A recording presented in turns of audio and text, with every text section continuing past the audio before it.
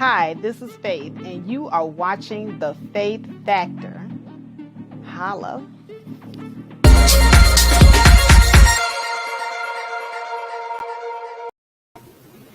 All right, what's going on, guys? Can you hear me?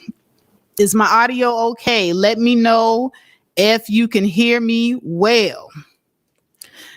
You are watching Faith, and this is The Faith Factor with Commendable K. And we're going to do a commendable faith for you guys today because, I've been thinking about this whole situation with the news, the leaking of the news. And we're talking about the whole situation where, there were some victims involved where Taz and Nyla did a revenge porn, allegedly, on Uppity Unicorn and JV Desalines. And so this has been going all over the internet, and people are talking about this on all different platforms. So I wanted to come at this from a different angle than what everybody has been talking about.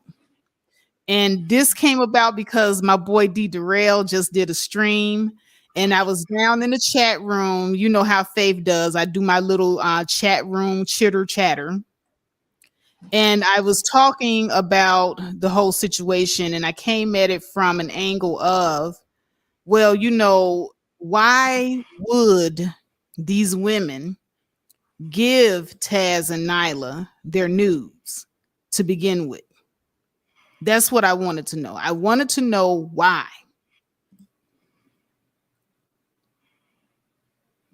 And so there was a back and forth between me and Uppity down there in D Darrell's chat.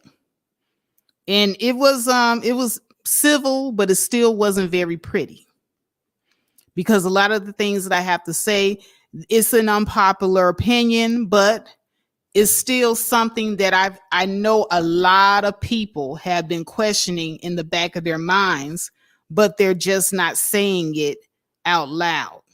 So I'm saying out loud what everybody is thinking. AP said, I saw it and it wasn't pretty.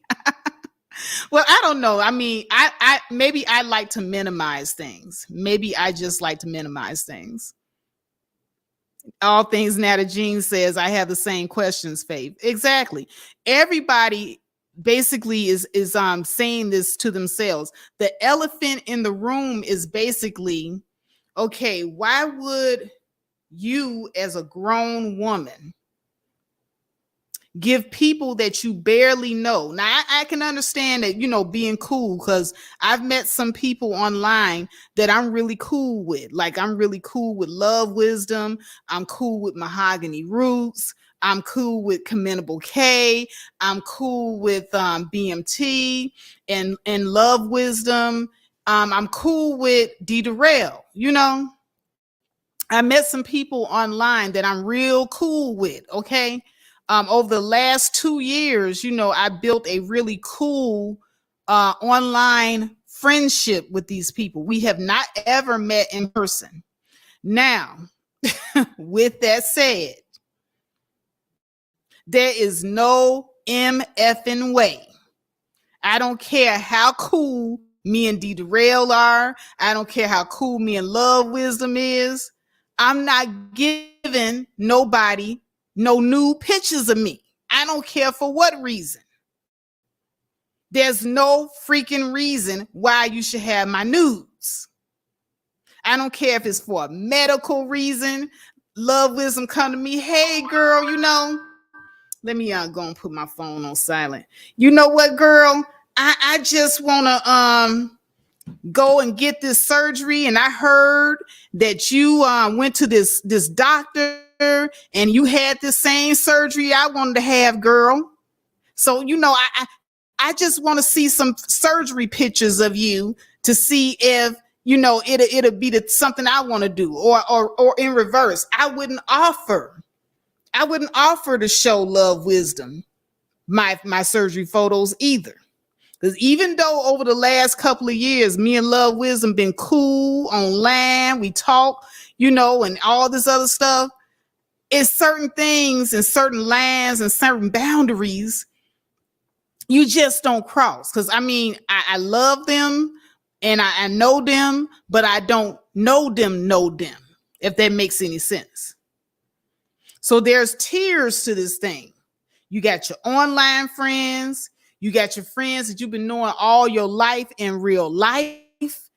And these people are really like family, and they're really your blood brother and sister, and you would trust them with your life because they got years with you.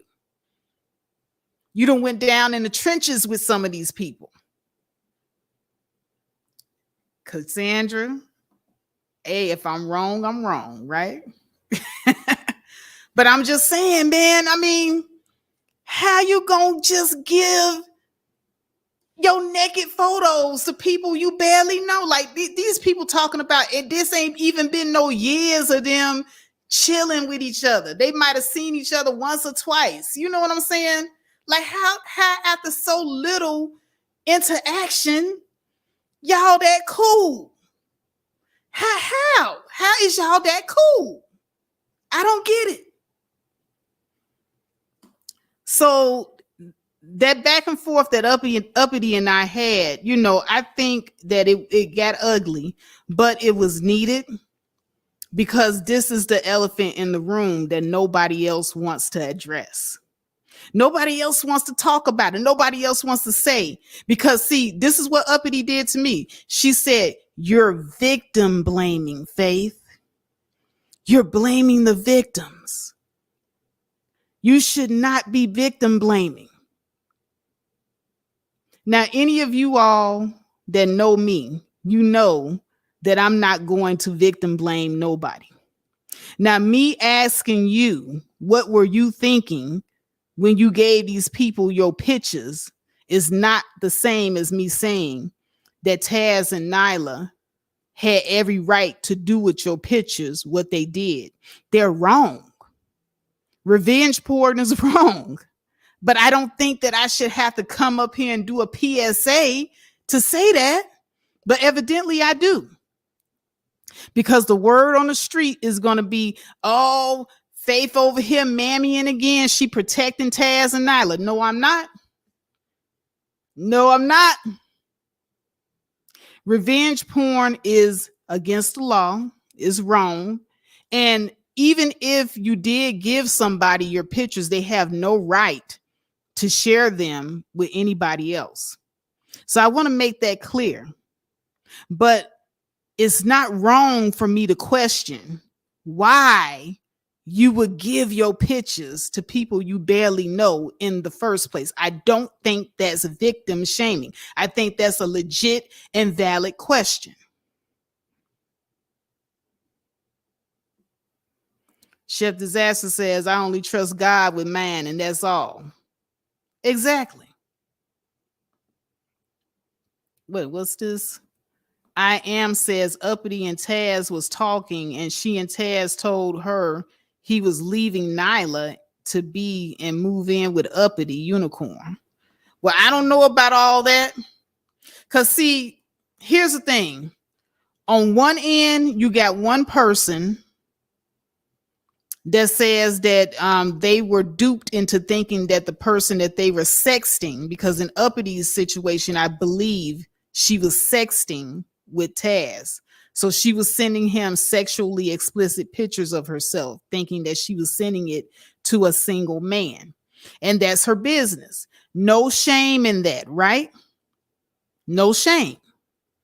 However, my one criticism of doing that is that when you do stuff like this, you do open yourself up to later on down the line, if that person get mad at you, or later on down the line, that person got a woman and she going through his phone and she see your pictures and she get mad. Hey, that's your image that you shared with somebody that's going to get out there, and you have no control over that image once it leaves your phone.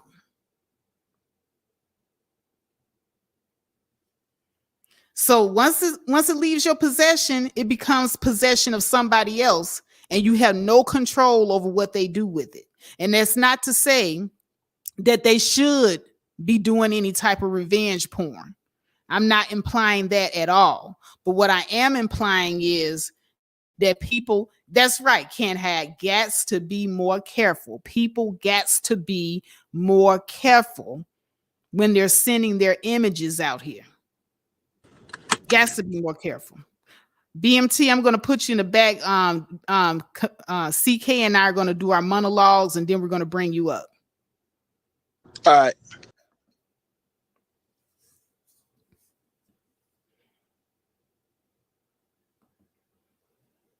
BMT says, why would you trust someone you don't truly know? That's a good question. And that's the question that I was asking Uppity in D Rail's chat room. I was saying, you know, I have what you call boundaries. I set boundaries for myself when I first meet people. There's certain things that a person that newly entered my life, there's certain things that I would have to go through with that person to give them that level of trust. And see, when you don't set boundaries for yourself, you open yourself up to become a victim to a lot of things. And so there are certain things that can be avoided when you set boundaries. It seems to me like the boundaries were low in both cases. Now, in JV's case, Uppity explained to me that it was for a medical purpose that she shared her photos with Nyla, who in turn got angry with her and did a revenge porn on her. Once again, it's the same scenario. Now, I told Uppity, I said, well, okay, even if she wanted to show Nyla, you know, that, you know, hey, she wants to be her surgery sister and all this other stuff. Okay, she didn't have to show her naked, you know, body to, you know, be her surgery sister. Most doctors these days, if you go into the office and you're interested in getting work from them, they have pre and post-op surgery pictures of their work that they can show you. You don't have to see no picture of your friend body. So, I mean, to me, that's not even an excuse. And then for me, like, if you really wanted to see it, like if I wanted to just voluntarily like give you information about my surgery and my surgeon, like maybe you want to go to my surgeon, well, then I would not send you the picture online. Because once you send the picture out online, it's out of your hands. First, it goes on, is saved in your phone, then it goes up into the cloud. There's a lot of different places that picture is copyrighted at or printed at, is copy printed at.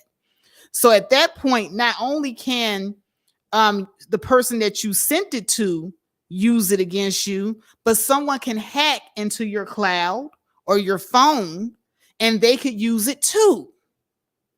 So this is why it's real important for you not to be sending and transmitting pictures of yourself or videos of yourself that you don't want to get out there, because that stuff is never deleted. It is saved online forever. And right now, the federal government has not figured out how to stop revenge porn. Now, if you know the person that's doing it or the person that it originated from, you can sue them. You can ask the different sites that it shows up on to take it down. But who knows how many sites it will make it to. You're not going to be able to follow all the different sites. So you're not going to be able to stop. Just like Kim Kardashian wasn't able to stop her video from getting out. She eventually had to sign off on it. So the federal government hasn't even figured out how to stop this thing from happening. So why would you be so trusting of someone you just met?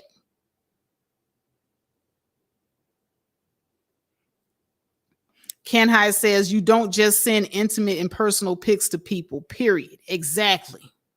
And that's all I was conveying to Uppity. I wasn't trying to victim shame.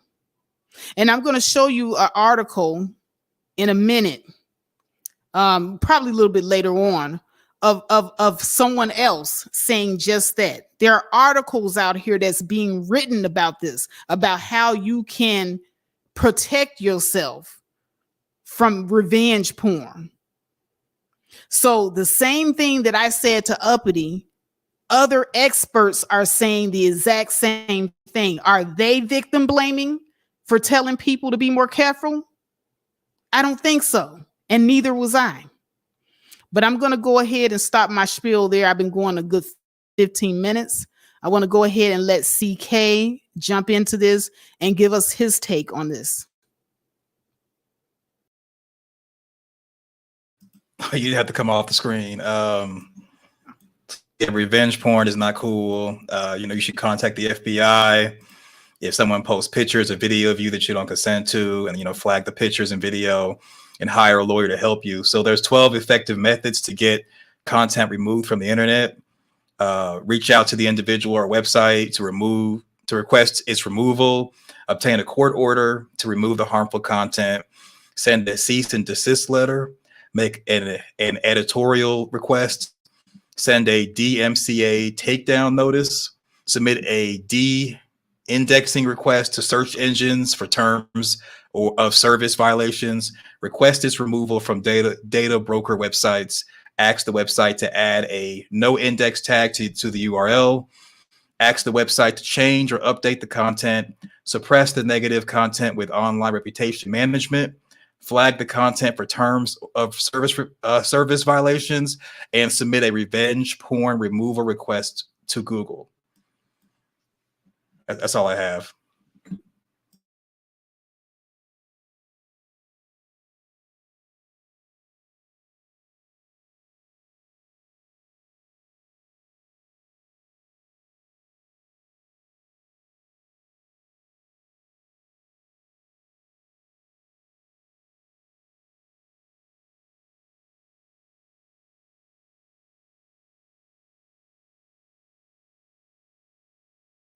Oh, you're muted, Faith. Oh, dang. Okay. I don't even know if BMT heard me or not, but he's gone. BMT, if you're out there in the audience, please hit the link again. My mic was muted when I brought you up. Oh, there you go. What's up, BMT? Hey, what's going on? What's going on? This is a good topic, good learning topic. Can y'all hear me? So, I think it's Yeah, we can hear you. Y'all can hear me? Yes or no? Okay. So it's a call of accountability. No different than a child and a we can hear you. Yeah. Okay. So a parent telling a child, don't touch the stove. A mother telling a daughter, don't deal with that boy. A father telling the son, hey, like I told you, don't go do that. Are they victim? Are they shaming the victim? No. But it is that of heed my words. And so you got to understand, this is why, mind you, when you sign Google, when we join on the Google, we sign confidentiality. Y'all remember that? Y'all remember the confidentiality. What did they say? Don't share your email. Don't share your information. Now, Google told you don't do that. Y'all got to understand, you don't know these people. You don't know these people. I know we like to say we do, we like to think we do, but you don't know these people like that. Things can happen. What could be a friend today could be the enemy tomorrow. And so I find it interesting because the same way as men, we're supposed to call out other men about reckless behavior, reckless sexual behavior, accountability. We're supposed to do that. There should be nothing wrong with that of a woman saying, hey, I understand you. What is done is wrong. However, sis, let's be fair. You need to fall back and you need to start taking accountability. Don't do this. If we can't check each other, how can we have a standard? You got to have a set standard of how far down the rabbit hole you want to go. If I get out of line, I can't get mad if, yes, I did something happened. I put my, and I'm gonna use me. I did put my information of me losing a loved one online. Fair enough. So I have to expect somebody with vitriol can use that or say that against me. Is that fair enough to say, Faith? So I can't get mad too badly, but I did put that into the universe. And if somebody want to hurt you, they're going to send it right back to you. You understand me? Same thing for a lot of y'all. Y'all don't know these people. These people aren't therapists. They're not doctors. They're not lawyers. Whenever you're dealing with a professional of that type of league, they have to sign a confidentiality. They can't share your stuff. So getting online and sharing personal information about your children, your loved ones, your pictures, certain sensitive items of information, y'all gotta understand, you are still online. You don't know who's on the other side of that computer that can take that stuff. That's why the FBI and a lot of these agencies, yo, stop. So I understand that this is happening. There's nothing else can be done but take away and learn from it.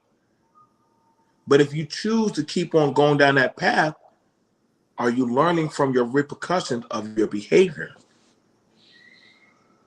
That's all I got to say. But see, that's the thing though. That's the reason why, you know, in the thumbnail I put victim blaming, victim shaming, or victim mentality. Because see, a lot of times people will sit up here and they would throw around these fancy terms to silence you from asking questions as to why they took the actions that they took. And I get it. I get it. Like the woman that got raped, a woman that gets raped and someone asks her, oh, well, what was you wearing? You know, did you lead him on and stuff like that?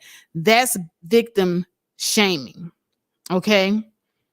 But at the same time, if you have a woman that goes out and she gets drunk, she gets tore down drunk, and she passes out in a hotel room with a bunch of guys with her legs wide open, and those guys rape her, they're 1000% wrong.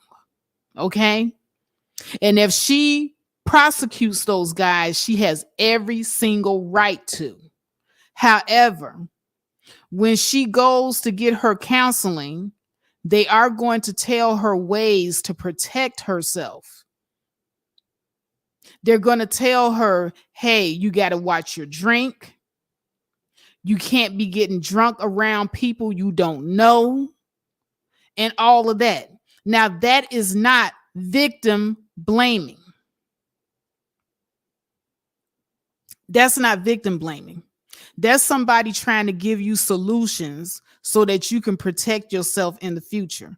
Hindsight is 2020. So we know we can't, you know, go back in time and tell you to undo what you did, or that particular thing wouldn't have happened to you.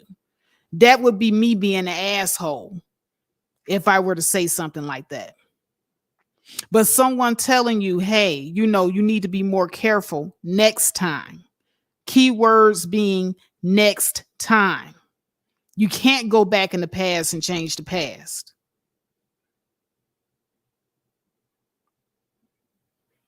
Now, Ken High said the scenario is different. She said she didn't willingly give them her body, unlike those pictures. And I get that. I get that. I do get that. However, even if you give somebody your nude photos, it is against the law for anyone to take those photos and without your knowledge and consent to share them online. That's wrong. And that person should be prosecuted to the fullest extent of the law if they do something like that. Water Sniper says some women get offended when you tell them don't dress a certain way while you're out. Yeah, they do. But here's the thing. Grown people are grown. Grown people are going to do what grown people are going to do. The only thing that I can do as a friend and a woman that's concerned about other women is to give you the information to protect yourself in the future. And if you decide not to take that advice and not to do with that information, what you need to do with that information, and you go out and get toe down, shit ass drunk again and get raped again, imagine you got raped the first time and you went before the judge and you prosecuted people for doing this to you. And then heaven forbid you get the same judge. And now they're hearing your case because they're very familiar with your situation. And now you've created a pattern of you not caring enough about yourself to protect yourself. And that's the situation that I'm speaking on. See, we have people that have a victim mentality as to where they would want to throw out these terms. Oh, you're victim shaming. Don't shame me. It's never the victim's fault. That's right. It is never your fault if someone rapes you. It is never your fault if anyone victimizes you in any way. However, there is some accountability that does.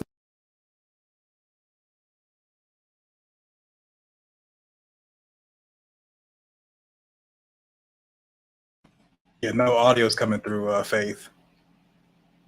Not sure if you could hear me. Yeah, no audio's coming through. Oh, okay. I'm sorry. How long had I been? Oh yeah, talking? you're back. You're back now. It was just for like maybe a few seconds. You're back on now. Oh, okay. I'm sorry. What I'm saying is this: if you find yourself in the situation all the time where you're going through the same thing over and over again, then the common denominator is you. And it is not victim shaming for someone to point that you have a lot to do with the situations you find yourself in where you are constantly being victimized and hurt. And see, victim mentality is something that has also been diagnosed by many doctors, where people don't like to take accountability for their own actions. They are perpetual victims. And so they hide under the guise of being a victim. And they tell you that when you try to point out things that they need to do to protect themselves, they tell you, well, oh, no, you're victim blaming. You're blaming the victim. They want you to shut up. They don't want you to hold them accountable for helping themselves, for protecting their own best interests. They don't want you to hold them accountable. So they'll start throwing around these terms: victim blaming. Everything is victim blaming.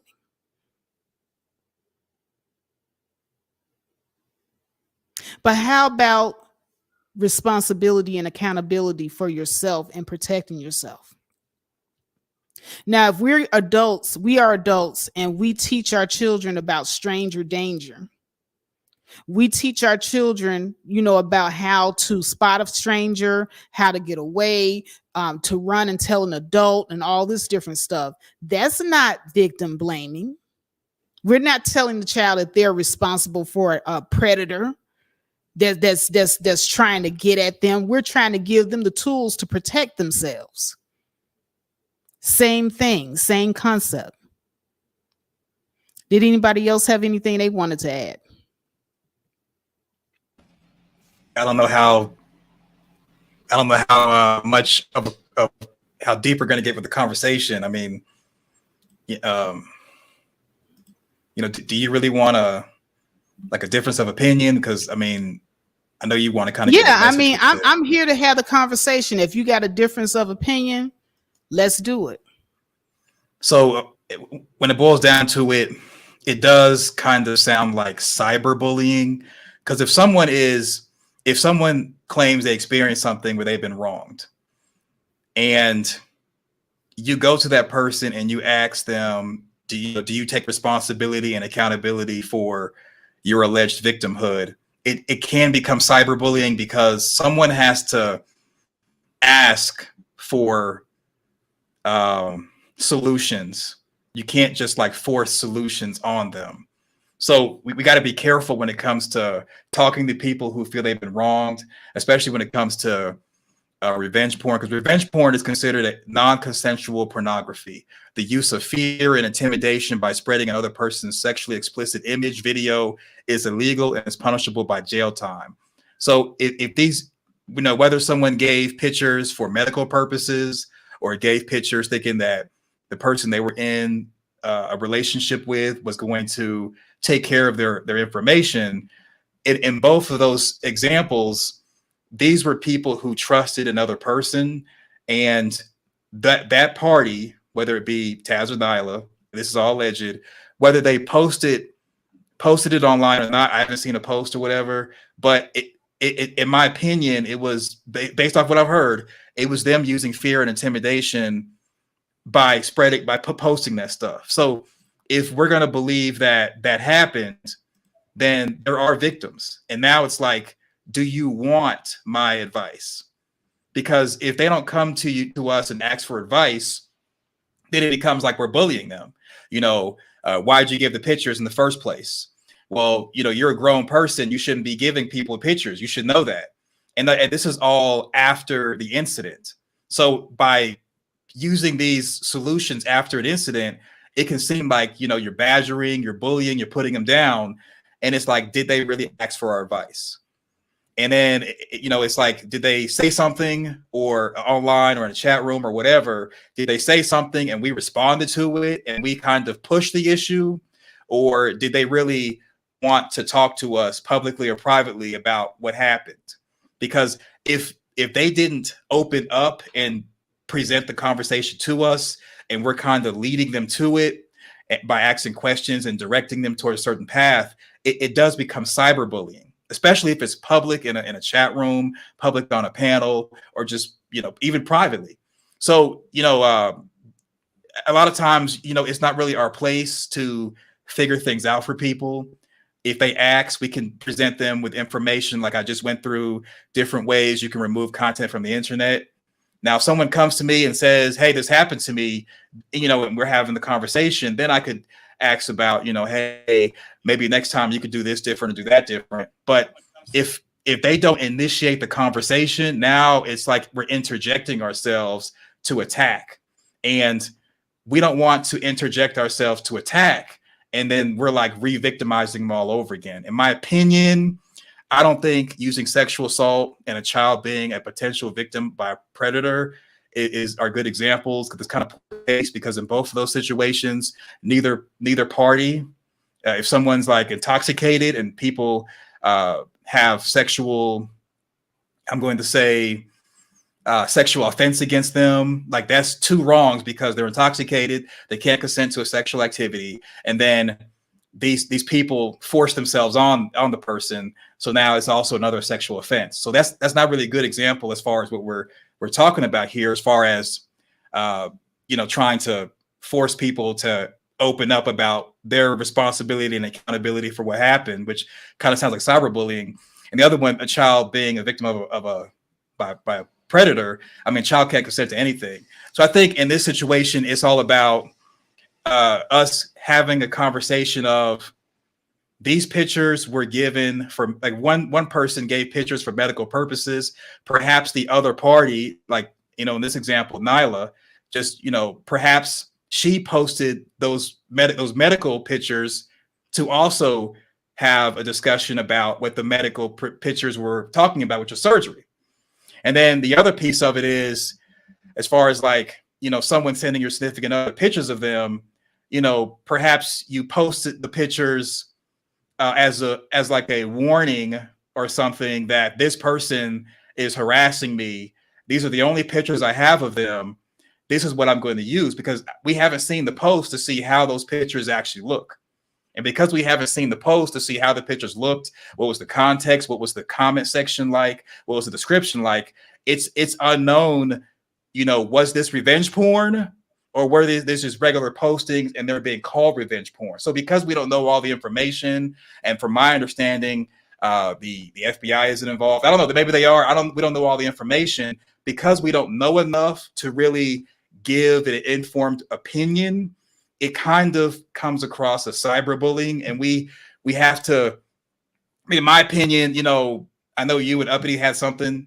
I think this would have been a really good thing for you and Uppity to kind of do this, because we're not getting her side of the story. But it's a real slippery slope and a thin line when it's a difference between having a discussion and cyberbullying. And I think we do need to err on the side of caution, because it's real easy for us to sound like the people who perpetrated the offenses and are making justifications and rationalizations for it, and we don't really know all the details. I'm gonna go on mute. So this is where I will be a bad guy. If you give me a picture, it's my picture. No more than if you were to give me an engagement ring or anything. It's mine. And I know a lot of people don't like to hear that, but you did give it to me. You gave it to me, and it's mine for whatever I choose to do with it. And this is the reality that a lot of people don't want to hear. But I gave you that confidentiality. I didn't think, but you gave it to me, to whatever I so choose to do. I remember when I was in school, and if a girl or a guy y'all remember when they write a love letter? And let's say that person takes that letter and shares it with their friends. The guy that comes and said, well, you wrote them the letter. You gave it to the wrong person. They weren't considerate of your feelings.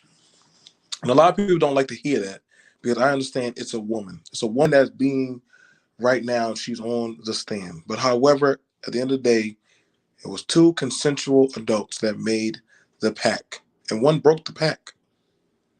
And so at this point,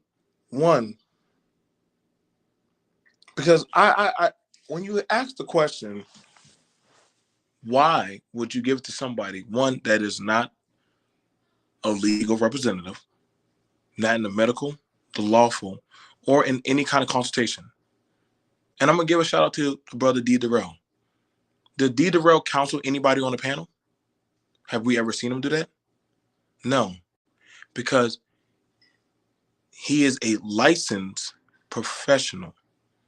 By law, you are retaining him, and you're talking to him behind closed confidentiality. When you come up on a panel, you're talking to, you don't know who that person is on the other side. And so when women go to an abuse group, like a domestic violence group, that's a confidential group with a counselor. Y'all understand what I'm saying? There's no cameras, there's no people walking around asking names. You can't do that. You signing a waiver to go in there. Same thing for men, same thing for children. You got to sign certain waivers. So when people do these things, the little love letters, the little emails, the little things that come out to the light, because you didn't want nobody to know, you run that risk. You didn't know this man. You don't know this woman. I've been there. I have to stand 10 toes down of, hey, accept that anything can go good or bad. So when people are trying to say, well, and it's fair enough to say, hey, we don't want to blame this person. But now here's the problem I do have. I don't like the victim chicken circuits. You understand what I'm saying? When now you're so much of a victim, but you're doing a whole chicken circuit on all kind of panels. Now, I don't know why, like this is a Netflix special, but I see this happen quite a lot with blacks. You don't go to no professional. You don't go to no law agency. You choose to go to the YouTube pastors to preach to you, woe is me. This person is evil. But you're still interacting with the same groups, chats, and forums that they interact with. That makes no sense. Because if you're trying to dissolve it, you're not going to try to keep getting involved with it. What's the first thing that the law enforcement tells you? Hey, don't get involved with the client. Don't talk with the person that's doing. You understand what I'm saying? That's and come on now. We all done spoken to law enforcement before on these kind of things. They say no, don't contact them, don't text them. If you can lower down that of talking about certain type of contact with the person, though, don't do that. Get a third party. Jumping online, which we have seen with people, and they start telling all the information from abuse to children to who they interact with or what they said and done. You're putting that out there into the universe to people you don't know.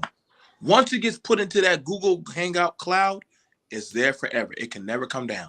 Same thing like these dudes who talk about this crazy stuff online. It can never come down. The FBI have it forever. Google has it forever. They have it forever. It's up there forever. When you send that picture, send that text, send that message, it is in the cloud. I know because when I went to Verizon one time and I rebooted my phone and I hit cloud, my God, 2 years worth of messages came in. I said, oh my God, that's where all these pictures came from. You put it into the cloud. And best believe Apple holds on to their cloud. They don't get rid of their cloud. Neither does Google. So you have to understand, you don't know the intentions of the person on the left or right of you. You're not married to them. You didn't bear them into this world as children. You didn't, they don't feed you. They don't do nothing for you, but you're going to trust them with something so personal of your livelihood. And that's not to shame anybody. That's the code accountability of be aware of your surroundings. Okay? First things first about networking. You're only networking. You're on a network. The first thing last time I checked, whenever we got a job, why did the employer say, don't tell the other employees how much you get paid? They told us that from the rip. You don't tell them how much you get paid. That's none of their business. Same thing for people asking about, well, let me see your body. Y'all remember us in school when the boys say, you know, you can kiss me, you can have sex with me. What happened with kiss and tell? They put it out there, now the girl gets a name.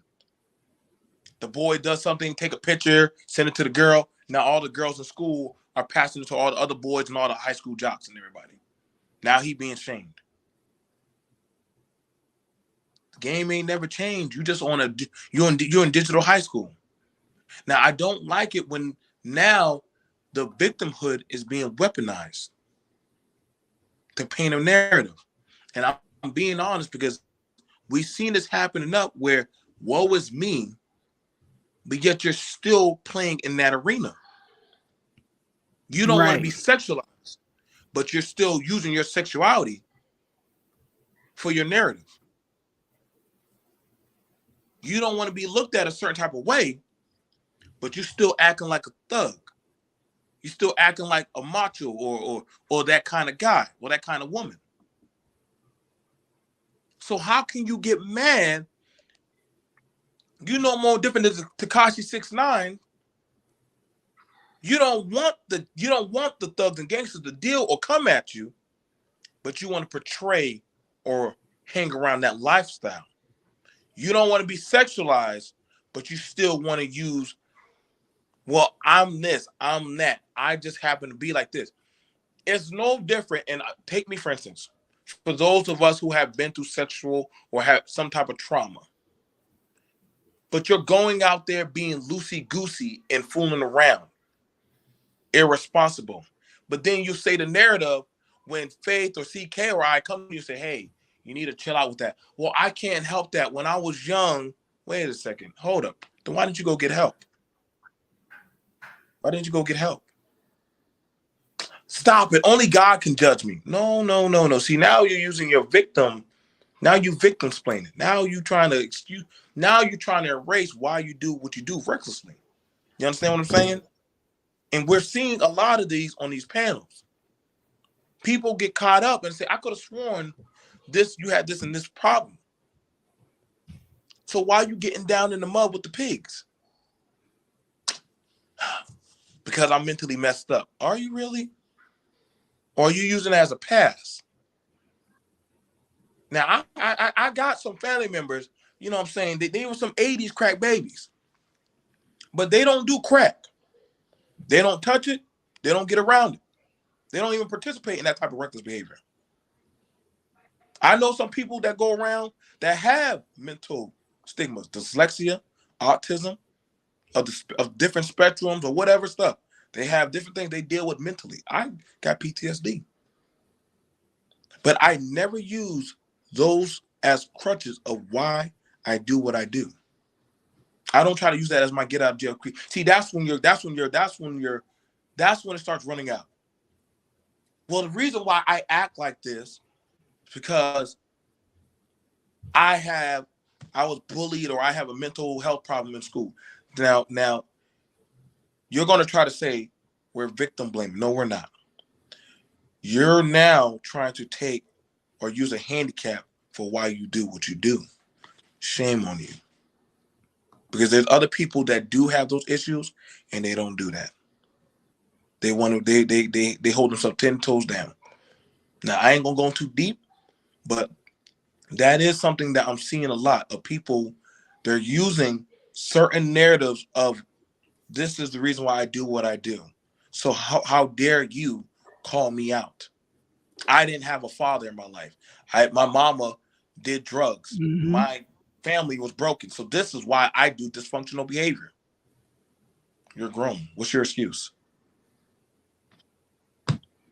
Exactly. And that's something else. And I want to bring out more of the conversation that Uppity and I had, because it was a long back and forth. There was so many dynamics there. Because first she went from, saying that, okay, well, I didn't know that the person, was in a relationship. That's understandable. But what I'm saying to you, sis, is how long did you know this person before you sent them this pic? I'm not saying he was right or she was right, because she said that Nyla was the one that leaked the pics, not Taz. I'm not saying that they're right. Nobody has a right to leak your pics. But what I'm saying is there's a certain responsibility that you have for yourself to protect yourself. So then she went from that to telling me that, well, JV did it for medical purposes. Once again, I go to, she could have went to a doctor. The doctor would have shown her their work. The doctor has plenty of pictures of their actual work that they will show you. You do not need to see a picture of nobody else's. So then it went to, well, they don't really have a lot of post-surgical pictures of Black women. Okay, there's plenty of post-surgical pictures of Black women. I can pull up in Google images, tons of surgical images of Black women. As a matter of fact, let me go ahead and do it now. I can share my screen with you right now, and I can show you pictures of Black women who have had surgeries. So that is not true. But we want to go ahead and act as if, people are dumb. We want to go ahead and act as if people are dumb. What are these? What are these pictures here that I'm sharing with you on the screen? These are all pictures of Black women and different women of color, different post-surgery pictures, some of them even showing the whole breast. Plenty of pictures of women's before and after, and they're Black. Okay? They're Black. We can go all up and down this line, and you'll see plenty of before and after pictures of Black women in their surgery. So why exactly would anyone in this day and age, where you have all of this information online, where you can pretty much look up and find out whatever you want, why are we lying? Uppity told me you can't find any pictures of Black women post-surgery pictures. You can't find post-surgery pictures of Black women. I just pulled up a ton of them. I pulled up a whole shitload of them just now. But that was one of the excuses that Uppity was giving me. Oh, well, she did that because, you know, there's not a whole lot of pre and post surgery pictures of Black women. That's a lie.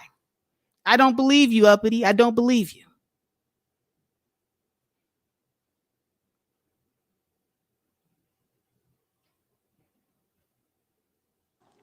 You got to You think how many women. still going? I'm Were sorry. you still talking, Faith? Or No, go ahead. no, I didn't know if you still were. Yeah, I mean, just we got to understand that this is a U.S. Copyright Act issue, because legally images belong to the owner of the camera who took the pictures. So it doesn't matter if you give video or pictures to YouTube, you know, myself or whoever. The ownership of those images and video belongs to whoever recorded it with the camera or whatever the original device was. So it's a Copyright Act issue as far as ownership. And the thing is like, they gave the pictures to people they trusted, and we can't really put a timeline or a criteria on who to trust and how to trust. Because I mean, for example, you know, like Faith, you and BMT, you all trust each other with real names, real phone numbers, and you know, I trust you all trust me. There's no actual timeline though. It's just that we are not doing anything malicious with that information. So you trust someone, they do you wrong. It's at there's no way you really could know. Because back then with Uppity, when she was dealing with Taz and Nyla, that was before a lot of information was made public about anything they allegedly did or didn't do.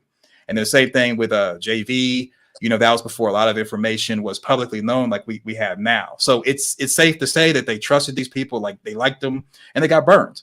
And, you know, they were the original owners, and they still are the owners of those images. And whoever receives the images and the video, they can't just post it wherever they want to. And it is possible to remove something from Google and from different websites. I went through a whole list, 12 effective methods to remove content from the internet. And, you know, when it comes to photographs, copyright law has a long-standing deference to permit a photographer control over the first image, first time an image is made public. In the public arena, you can take someone's photograph or picture without their consent. In a private arena, you must get permission from the owner. You know, uneducated people, they usually don't get lawyers because they can't really afford them. I mean, you know, most lawyers are used for accidents, because when the lawyer wants a fee, the 33rd and a third, it comes out of the settlement. Well, when you're going after a company or you're going after a person, lawyers want a certain percentage up front, and then the rest has to be paid after a certain period of time. A lot of people can't afford it. So they, you know, uneducated people, I'm not saying that Uppity and JV and whoever is uneducated, but just in general, uneducated people who are panicking, they've experienced something that is harmful to them. They really don't know what to do. They're going to do what they've been doing for the longest time. And if they've been going online talking to people, that's what they're going to do. And what we can't do is we can't beat them up for their choices by saying, you know, I don't believe you. You should have did this. You should have done that. It becomes cyberbullying, because it's like Bible thumping and putting them down for the choices they made when they were feeling like they were a victim. When I was a sexual assault investigator, majority of the people who experienced a sexual offense, it didn't even register with them what happened to even get help until they talked to someone and someone told them like, hey, this happened to you. A lot of people, everybody reacts differently to an offense. We shouldn't judge them. We shouldn't beat them up. And, you know, when it boils down to it, it's not really about Kiss and Tell or Google Cloud or a homeless shelter or Tekashi 6ix9ine, Thugs and Gangsters, or being loosey-goosey and fooling around, or even PTSD that we're all experiencing. You know, just saying that other people or a normal person wouldn't do X, Y, and Z, it becomes cyberbullying, and it tells them that you're less than normal people, which is somewhat giving a layman diagnosis for something that they are experiencing based off our opinion, and that could be damaging. There's no length of time for giving pictures. There's no actual responsibility. There's things you can do to protect yourself, but it's just that at this point, it's borderlining. It's going from education to cyberbullying, and I don't think that's the path we should take. But if we're taking it, we're taking it. It's just Well, that let me ask you, CK. Let me ask you this: do you think that I was cyberbullying Uppity in the chat room? See, I didn't. I saw different comments. I was driving. And I know you saw the whole thing because you told me. So I need you to be honest with me. So yeah, let me finish. So what I'm saying is, I don't know how it started. I just know it started with me making a general comment. It started with me making a general comment, and the comment was simply, "I do not see how these women are giving their pictures to Taz and Nyla, and they barely know them." That was the comment. So these women and because you said Taz and Nyla, you know, a person has enough, I'm going to say, knowledge of the situation to know you're referring to JV and Uppity. And Uppity, I'm assuming, was in the chat because you guys went back and forth. So by making that comment and generalization, it does somewhat seem like you were enticing her for a fight, and you were gonna pounce on her, but she took the bait, which I think she did. She basically did. From first of all, do you know me very well, CK? So I believe I know you well, yeah. So CK, do you think that I'm the type of person that would throw out something so I can pounce on them? I don't, but based off what you just said, because you're referring to D-Darrell's stream, and D-Darrell was talking about the situation between Black Woman Sphere, Taz, and Nyla. So that's what the content was about. And so your comment that was generalized, I don't know if someone on the panel mentioned it or someone in the chat mentioned it, but for you to make the general comment, I don't see how these women, referring to JV and Uppity Unicorn, I don't see how these women gave Taz and Nyla their pictures. So it's just like, even though you're just talking in general and you're just like speaking in the air in the comment section, it does seem like you were somewhat using insightful language that would provoke someone if they were one of the women that experienced the alleged offense. Because, like, let's say, for example, I sent someone pictures of me, and then, you know, it was like they posted it online. Do you think that was my intention? Is what I'm asking. I mean, I don't think so. I personally don't think so, but from the women that the comment was referred to, they could probably feel differently. And I could see how they could feel differently, thinking that you were trying to antagonize them, because, I mean, think about what the exact line that you put. I don't see how these women could have sent pictures of Taz and Nyla. I mean, it's going to incite. Because I don't remember it word for word what I typed, because it was like a long go back and forth, but that was the gist of it. But that was not my intention at all. I was genuinely asking a question as to how someone in this day and age, knowing what we know about revenge porn and cyberbullying, because all of us know in this day and age. But think about it. All of us know about it. That's a fair assessment. That is a fair assessment. It's blaming, though. Let me just explain it to you. Let me just explain it to you. Okay. JV is extremely intelligent. Okay, but you're not intelligent enough to know that you need to protect your information, your pictures, everything online to people that you don't know. And same thing. Think about what you just said, JV. Think about what you just said. JV's intelligent, but she's not intelligent enough to know not to do this stuff. You're basically calling her dumb. You know, hold on. Hey, I mean, let's let cool heads prevail.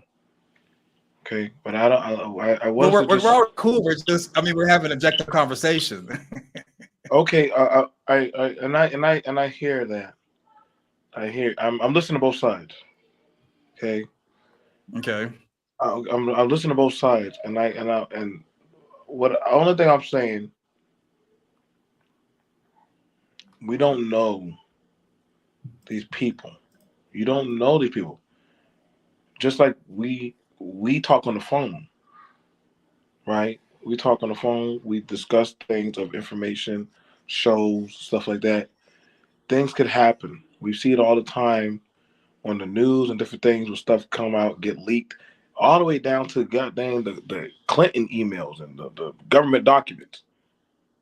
Like anything or any one of these things can get got.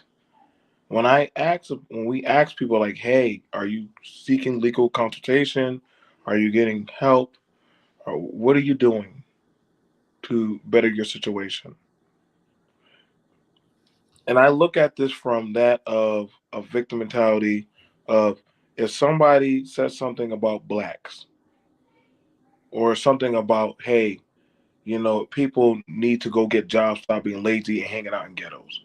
Are you talking about black people? I never said black people in ghettos. I just Is said, it okay if you use the actual thing that happened? Because I understand we want to use different examples, but okay, why so use different okay, examples when we have an actual story that okay, just happened? so here's the thing, buddy. And if you want to use that, it's hard to feel bad for somebody that has done YouTube videos of them showering butt naked in the shower. I Hold on, want to give say that that. again. It's hard Because to say feel. that one more time, BMT. Okay. It's hard to feel for somebody when they have content of them showering in the shower. Practically. That's naked. artistic. That's outside the scope of what we're talking about. Wait. Like Hold on. Wait. like if That's Faith was artistic? talking about someone being sexually offended. No. Well, Hold on. they're taking a shower and they're recording it. It's considered artistic. Okay. So now, if I take those videos, and I objectify them sexually and start sharing them around, can they get mad at me? Yeah, they can. It's their choice. Now, can they say that, hey, I'm sexualizing? You're taking. Yeah, they can, because they're taking a shower, which is meant as a hygiene method. They recorded it for whatever their artistic purposes. You're taking their video and you're doing something different to it than was intended by the original person who recorded it. So yeah, they can be upset what you've done with their original work. That's why I say this is a U.S. Copyright Act issue, not necessarily, feelings or anything. This all this falls under Copyright Act. That's why when we play Well, someone else's my video, whole we thing announce is fair use. I'm not even talking about Copyright Act. Yeah. I'm talking about common damn sense. No, this is. It's a Copyright Act. See, that's what I'm saying. Common sense. I'm talking about common sense is not always common. But there's sense. an actual law that covers this. I'm gonna get on my computer for this one. Okay, I mean, you all are going. One person's common sense is going to be different than another person's. Yeah, but my whole thing is this. Okay, no, this is a copyright issue. Can you really say I'm a victim, but you're giving somebody your stuff? Like, where does the line get drawn where people take responsibility for their part and how they became a victim? I'm not saying that what the person did to them was right, but what I'm saying is, when do you take responsibility and saying, man, you know what? I was messed up for giving that person my naked picture. I should have never trusted them with that.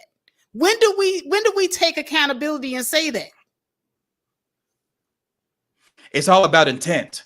So if JV and Uppity, when they sent their pictures to Taz Nyla or whoever, allegedly, their intent wasn't for it to be reproduced or rebroadcast. They sent it to one party, and one was supposed to be under the form of intimacy. The other one was for medical purposes.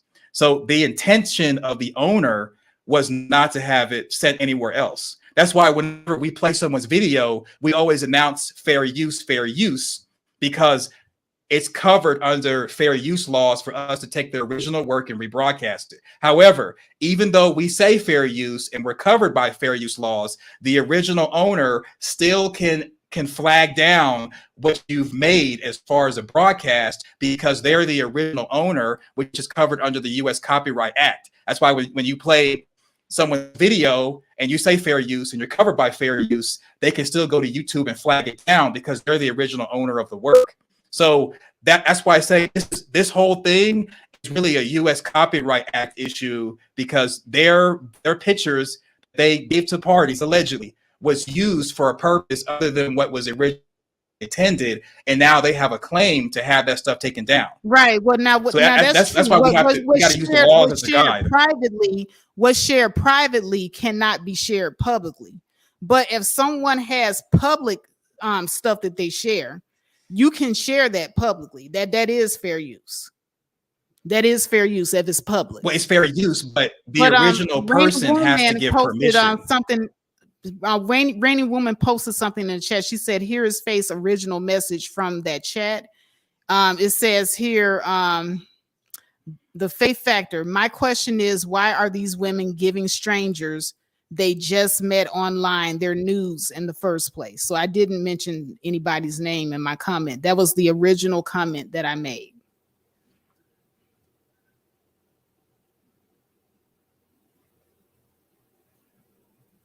Well, I mean, and still, like, even, you know, the exact wording of it, my question is, why are these women, JV and Uppity, giving strangers they just met online nudes in the first place? I mean, you know, anybody has a right to ask whatever question they want to ask, but we have to know that if people feel like they've been victimized, they're going to be offended by us verbally in text form asking questions pertaining to the situation. And so, you know, I don't know what was said after that and what the back and forth was, but from what I read, it just seemed like it was a fight. And with it turning into a fight, now we have to ask ourselves, do we really want to answer, or are we trying to force an answer on them? Which is why I mentioned the whole cyberbullying thing. First of all, I didn't force anything on her. She replied, I can answer that. So she voluntarily gave an answer. Right. And so if she can voluntarily give an answer, I can also voluntarily give my opinion about that answer. So turnaround's fair play. It was all fair game. I was not attacking nobody. Well, and so the fair game, because I mean, you pointed it out to me. You saw it. You pointed it out to me. Rainy Woman says she right. I saw it based off what I read. What I'm saying is, yeah, I mean, here's the thing. Like, it's all about the intention. So, like, I could say, oh, she was just inquiring, Rainy Woman. Faith, you could say just inquiring. But, you know, it's all about what the other party believed. Now, if Uppity Unicorn says, I don't think it was attacking, I think it was a misunderstanding, that's between y'all two. But it's very hard to convey intent when you're talking about text on a screen, because one person can read it and it sounds like it's an attack. Another person can read it and it's no big deal. And what the point I'm trying to make is we have to be careful when it comes to people who feel like they've been victimized, because even though we're just engaging them with conversation, it can be perceived as cyberbullying. It could be perceived as putting them down. It's all about perspective. So in my opinion, if we're going to take the route of just asking questions about someone's alleged encounter, on 3 different occasions in our back and forth, I explained to her on 3 different occasions in our back and forth that I was not trying to victim blame her. I explained to her explicitly that was not what my intention was. I told her, I said, listen, I said, I'm just simply saying you should not be giving people who barely did she say you were victim blaming her? News. Yes, she did. But yes, she did. Yeah. So if she's saying I believe that you're victim blaming at this point, even though you don't intend to victim blame her, cyberbully, and put her down, she is taking it like that. So because she's an Right. alleged victim, That's the reason. you know, That's it's the like reason why I we don't know explain when someone says, that's "Hey," the reason. But that's the reason why I explained my position, because she said that that's what she felt, and if that's what she felt, I can't change how she felt, but I can explain my side of it. I have that right. I'm trying to figure out. I'm trying to figure so out. it's that. so at this point, is it moral, legal, and ethical as far as communication? So if someone is claiming to be an alleged victim and they're saying that what you're saying to them when you just ask a general question, it seems like you're victim shaming. In my opinion, at that point, the person feels and believes and perceives that they're being bullied and that they're being victim blamed. So I think but I can't help. But can I help? Because can I help that? Because that's not my intention. I can't help that. That's what she feels. I can't help that, and it's not illegal for me to ask the question. How she feels, you can help what you. Yeah, but I noticed that we're having. I mean, I understand. You know, you were doing, I guess, investigative work, which is fine. Who was doing investigative work? Like, I understand you were doing investigative work. I was not doing investigative work. That's, you know, you can do whatever you want. What I'm saying is, well, why would you say I was doing investigative but work? why would you ask the question then? That was a general question for the chat room. Well, you asked the question. That was a general question, general statement. Like, why would that's the question that everybody was asking. Like that was the elephant in the room. Like, everybody was thinking it. Like, when I first came into here, when I said, how do you know what they were thinking? Were you the only one commenting to her about this? Because you can't go off what someone's thinking if you're the only person making the statements and asking the questions. So here's the thing I'm trying to figure out. If they were to do an interview, would the interviewer not ask them the same question? Like, how did he get the pictures? Why did you give it to him? Like, we make it seem like. But Faith wasn't doing an interview. This was in a live stream chat room. So if she's in a live, she wasn't doing investigative work. Okay. So if she wasn't, right, and she asked a general question in a chat, if you ask a general question in the universe of the chat and a hit dog hollers and feels like, hey, I'm going to answer, put yourself in that zone, because you didn't have to answer. You didn't have to say anything. I understand. Hey, she has her things, but again, you put yourself there. You put yourself there, and I'm not going to pretend that all these women are innocent. Oh no, but I've seen them say some things about other women's bodies and other things. See, it's always victim at my convenience. This is what I always notice. These are these victim talks at convenient levels. My mental health was shaken now you're mentally shaken at your convenience. Was it shaken before? Was it shaken when you're talking about men? Was it shaken when you're talking about colorism? Was it shaken when you're talking about ugly, black, dark-skinned women? Now all of a sudden you're shaken when they're talking about, hey, how did your pictures get out? I don't know what's going on, but these mics are getting muted and unmuted. Now I can't unmute Committable K. Can you unmute yourself?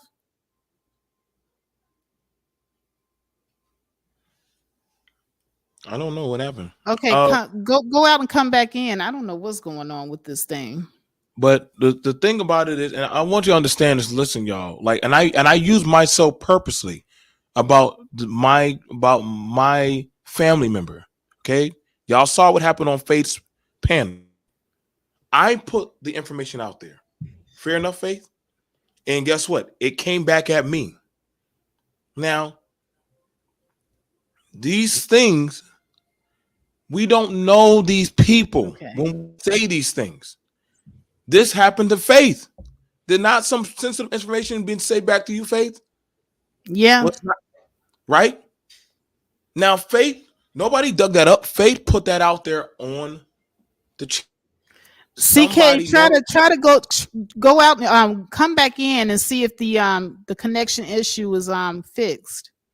Now, the thing about it is this. people are going to ask questions. Sorry, they are. We're not going to play it. We can't play that game.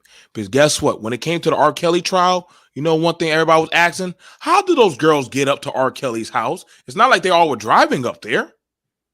Whoa, you can't say anything about those girls. Those are just girls. No. We can ask them questions. We can ask them questions because we want to know. But R. Kelly even said, yo, you know, a lot of these people were bringing their kids or their people to me now. Y'all do, right? So you have to ask the party consensual basis of what happened before things fell flat. And that is not implied that R. Kelly is still not a rapist because the girls were still underage. Nobody is saying that R. Kelly should get off scot-free. But why are the parents bringing their children to him? So, that's a valid question. That's not victim blaming. We're not victim blaming, but we are acting. So how does this happen? The same thing we asked, well, how did he get... Listen, anybody's going to ask the question. If you're telling us the story, we're sitting on the porch. Well, how did he get your pictures?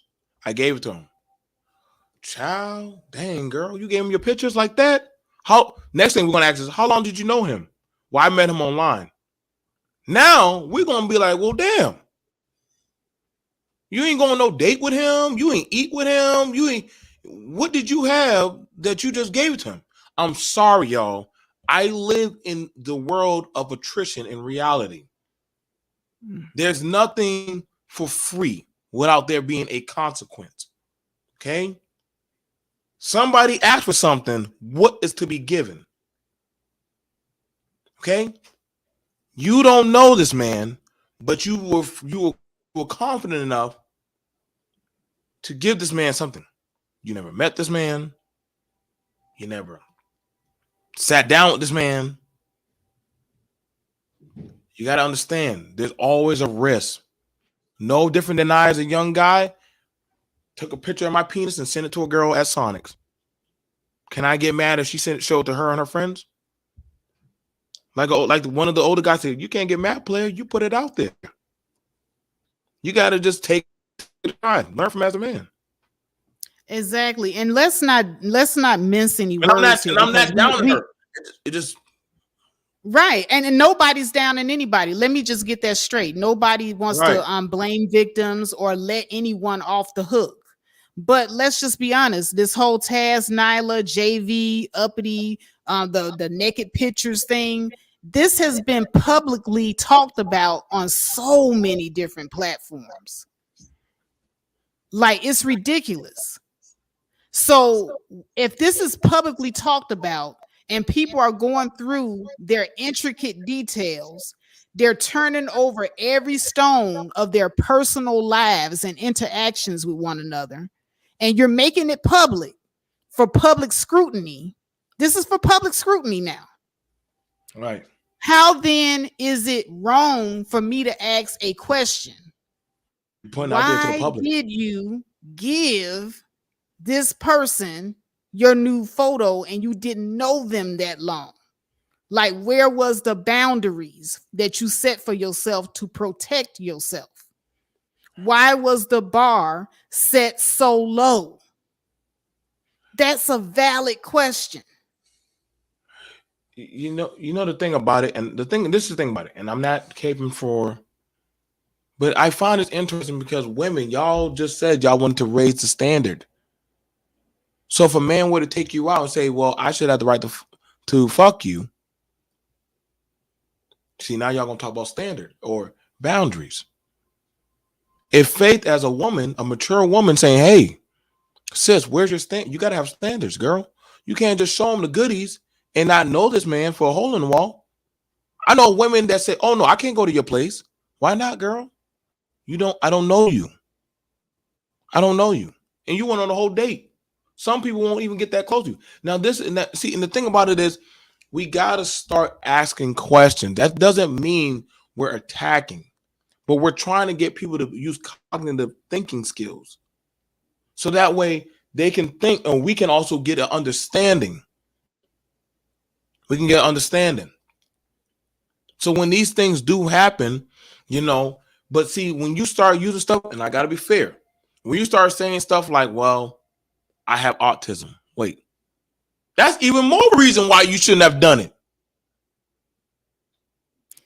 I have this issue. And I'm glad you brought it up, BMT, because I don't care. I will. I told her down there in the chat room, because she was talking about, well, I have autism and I don't, have the same thinking process as normal people. I have a daughter that's 24 years old and she's living with autism. I raised her. I know a lot about this illness because I raised a whole human being with autism. Now, one thing I've always taught my daughter, that her mental illness is not an excuse for her to do certain things that are wrong and immoral. I taught my daughter morals and values, and her morals and values are intact with autism. Autism does not take away from you having any type of morals and values about yourself. Mm-hmm. It doesn't do that. But that card was used. And see, that to me is a sign of unaccountability. Because if you were to, I stole this candy bar because I'm autistic. You're conflating boundaries versus standards. Well, here's the thing about it. Your boundaries and your standards, they run parallel. Your boundaries and your standards run parallel. If I were to ask a woman, well, I should be allowed to have sex with you on the first date. And she's like, excuse me? Now she's looking at it where, hold up, wait. You see what I'm saying, Faith? I'm asking to have sex with you on the first date. All I did was take you to Applebee's and spend $29. Now, you're like, well, I'm worth way more than that. I'm worth way more than that. Well, Mia Lynn says, we are talking about why did they send pics, which is fine. But more important, why did they put out private pictures as a means of revenge? And we have talked about that. We talked about that. Everybody's talking about that. Nobody is saying that they should have put out the pictures for revenge. Nobody's saying that's right. As a matter of fact, we got a whole goddamn sector of YouTube coming down on these two people, these two individuals, for doing just that. So it's not like that hasn't been discussed, but I'm talking about the thing that has not been discussed. This has not been discussed. Why are we not setting boundaries? Why are we not having standards for ourselves where we can protect ourselves from this sort of thing happening? We're not going to be able to protect 100% of the time, but goddamn, you ain't got to make it easy.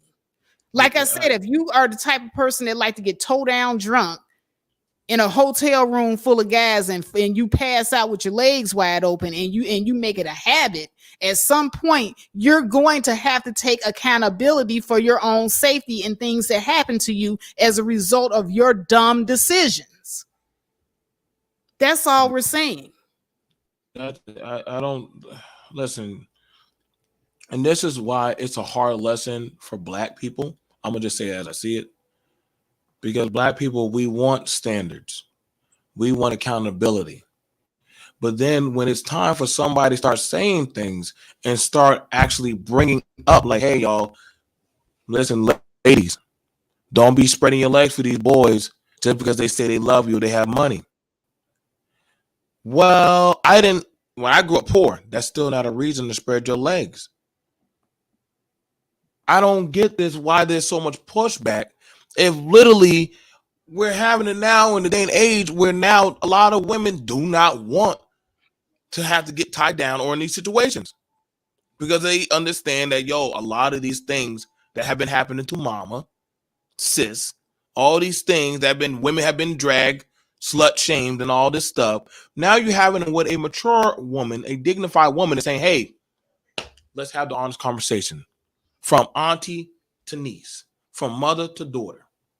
No different if I, as a man, would have an honest conversation with brothers about, hey, that pump and dump, that's reckless behavior. Yeah, but she put me on child support, bro. And you believed her? You didn't put on a condom. You didn't think that, hey, once you ejaculate inside of you, you are no longer in control of that semen. Come on, BMT. Nah, bro, I'm just telling you the real. So if I can come down on men, Faith has just as much right to come down on women. Why y'all sharing y'all pictures with people y'all don't know? Well, she was in love. No, sis. No, you got to raise your standard. There's nothing wrong with that. I wanna highlight this comment from Melanated Vessel. This is what I'm talking about, and this was the premise of what Uppity was saying to me. She says, "I think she showed her because she asked." Okay, so you just gonna ask for my nude, and I just give it to you? Okay. And when we and when we like someone who we have a commonality with, these things happen. These things just happen. It just happen. Not sure everyone over here thinks to this level. That's y'all get whatever y'all get, bro. Y'all get whatever y'all get. This is what I'm talking about. Y'all get whatever y'all get, bro. At this point, hey, that she asked me for it. I gave it to her because she asked me for it, and we share some things in common. And these things just happen. Okay. This is what I'm talking about. The bar is low. Y'all make the man of spirit get these wins, bro. Y'all just give them these wins when they be saying, what's the dinner date? What if City used to say about the dinner date? If you take her out, you should be allowed to have sex with her. And the women, they're like, no, we won't do that. We want to be treated right, respectable. Now y'all saying, well, we don't think like that. Well, y'all might need to start thinking like that. Y'all might need to start thinking. I don't think she's lying either, Melanated Vessel. That's the sad part. I think that these women are telling the truth. I believe these women, and I believe that they have been victimized. I believe that these people did these things to them, and I believe that these people were wrong for doing these things to them. But on the flip side of what we are not talking about, let's talk about boundaries. Let's talk about setting standards for ourselves, better boundaries and better standards that protect us, that will better protect us from these situations. Nothing ever is 100%. I want to throw out that disclaimer, but we can better protect ourselves by setting better boundaries. What's wrong with that? What's wrong with saying, hey, sis, why would you do that? That wasn't a very smart thing that you did. And if you're the person that this happened to, say, you know what? I fucked up. I effed up. That wasn't a very smart thing for me to do. I'm going to take ownership of this. I'm not going to say that, hey, nobody has a right to question me on this. I'm going to be honest. I don't think, and this is where I have the problem, and take it from y'all want to take it. Don't come at me in that phase. This is where we have a problem with women, where when someone want to hold women accountable, other women have a problem. Like, no, she didn't know better. She was. Why can't we have the accountability talk? Why can't we have the accountability talk? It's not like Faith is not attacking maliciously. She's not. Me, I'm just saying how I feel as a man. That hey, I would tell my daughters, if a boy would ask for your nude pics, block him. Don't trust that boy. So all right, why can't BMT and Commendable K? I want to start with Commendable K because Mia Lynn says if we really want to teach people, let's do it with compassion so that it can be heard. I doubt that they know their decision was not the right move. Okay, cool. How do you compassionately broach the subject to someone who feels that they're a victim of revenge porn? How do you compassionately broach the subject that they should not have shared their personal private pictures with people they just met online? How do you compassionately say this?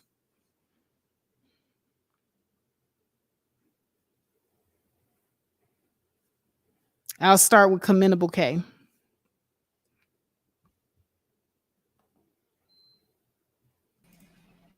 Yeah, I'm waiting for you to unmute my mic. I know you muted it. I mean, if y'all want an echo chamber, have an echo chamber. It's Wait like a minute. this. Hold on a second. Who muted your mic? Well, according to StreamYard, you muted my mic. I'm just No, going off I what didn't. StreamYard told me. If I Okay, did well, mute your mic, that was unintentional, but no, I didn't. Why okay, would I so we mute your unintentionally mic? muted my.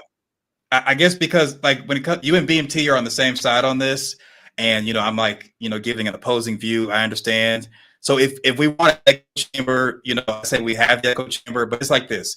Once Uppity Unicorn said, "Hey, you're victim shaming me," it's in my opinion, morally, you back off, because it's like a question was asked for whatever reason, and in asking the question, the people who were allegedly victims, one of them was there, and she took offense to the comments that were said to her. And I understand we should teach better boundaries and better standards, but do they have to say they messed up to us? Do they owe us that? No. And are we really gonna Bible thump them and wag our finger at them like, you should have known better? This happened to you and it's your fault. I mean, they know. Nobody said it was her fault.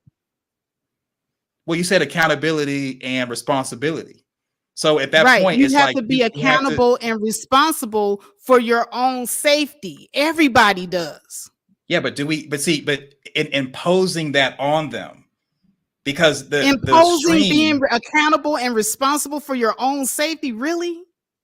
Well, it is imposing on them because you asked the general question, which baited her into the conversation. And then when she said, I feel when she communicated you're victim shaming, at that point, there is no actual conversation that really can be had after that. Because number one, you didn't have to have the conversation. Number two, it was a question or a statement that baited someone into this back and forth. And then once it's communicated, hey, I believe you're victim shaming, you might as well back off because the person feels offended.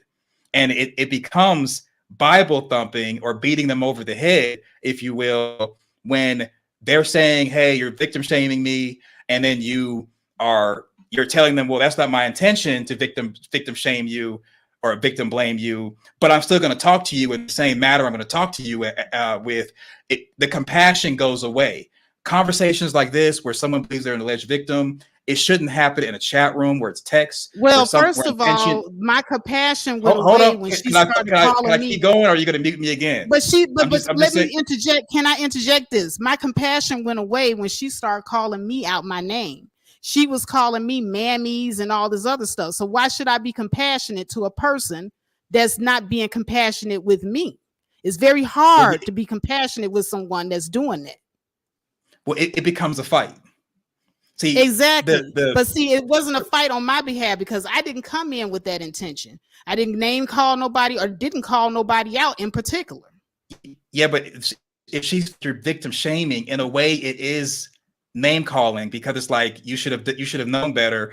You just said a few moments ago before I went off that somebody's intelligent, but they're not acting like they have intelligence. So you're basically calling them dumb. And that's what I'm saying. When it comes to a chat room, intention can be taken any kind of way. If we really want to reach out to someone and understand a situation, we should call them on the phone.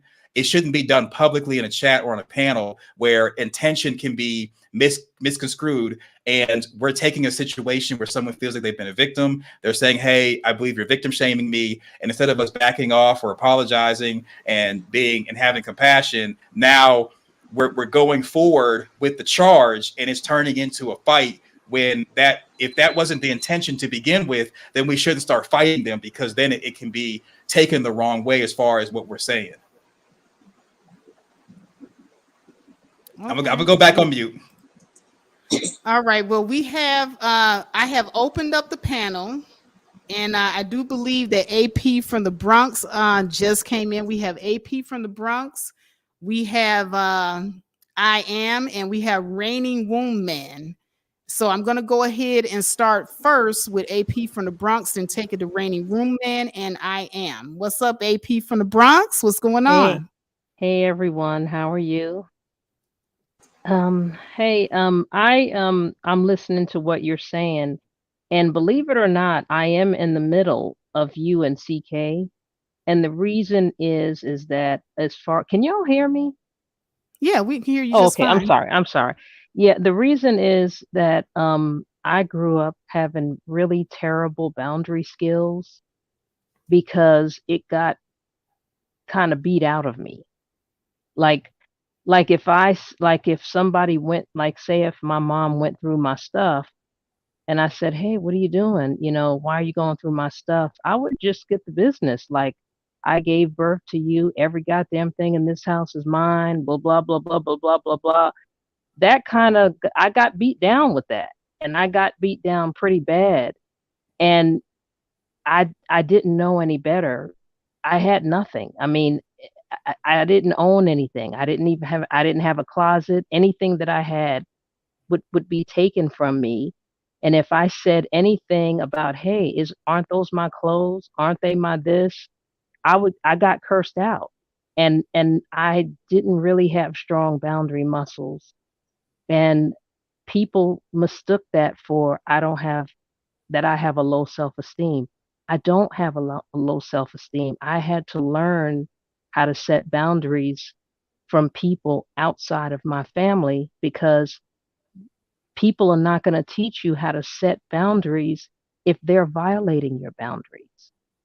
If people are stealing from you and they're taking things from you and you have and everything that you get is taken from you and then you're outranked by the adults that live in your home and they're telling you if it wasn't for you if it wasn't for me and I own everything in here, that does mess with you. I had to learn from reading books about boundaries and from reading psychology books Wasn't for me, and a and I lot of different thing in oh here god and a that lot of does different mess with me. things I had to learn Oh from God, what reading is going books on here? about bound okay.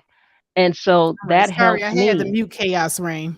Oh, I'm sorry. So that helped me. And I know Can that y'all a guys lot hear of people, the YouTube in the background? Yeah, I we was don't. hearing your background, but now I don't So, hear it.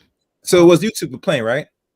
Yeah, it was YouTube Oh, playing. good. That's one I know. Cause it's in the microphone. I usually never pick up YouTube. That's a good sign. Continue. But it did hurt me because people thought, well, I didn't have a low self-esteem. I had to learn how to have boundaries. I had to learn how to set boundaries from outside of my home that I grew up in. I had to learn how to say no. I had to hear examples on how to say no and how to go about doing things. I struggled with this for years and it did affect me dating because people thought I was dumb and they kept mistaking my niceness and me being flexible for being dumb or for having a low self esteem. And that wasn't the case. So I agree with you and I agree with CK, but I'm just telling you from a person who had really poor boundary skills in my life. And it was something that I struggled with for over 10 years. I had I mean, I had it bad. And it does look like on the outside that you have low standards and it looks like you have a low self esteem, but that's not true.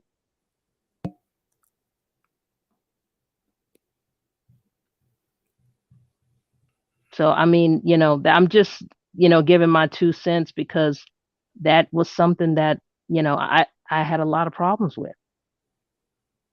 I mean, take it for what it's worth, but I'm just saying, it Okay, is what it is. let me ask you something, AP. Okay.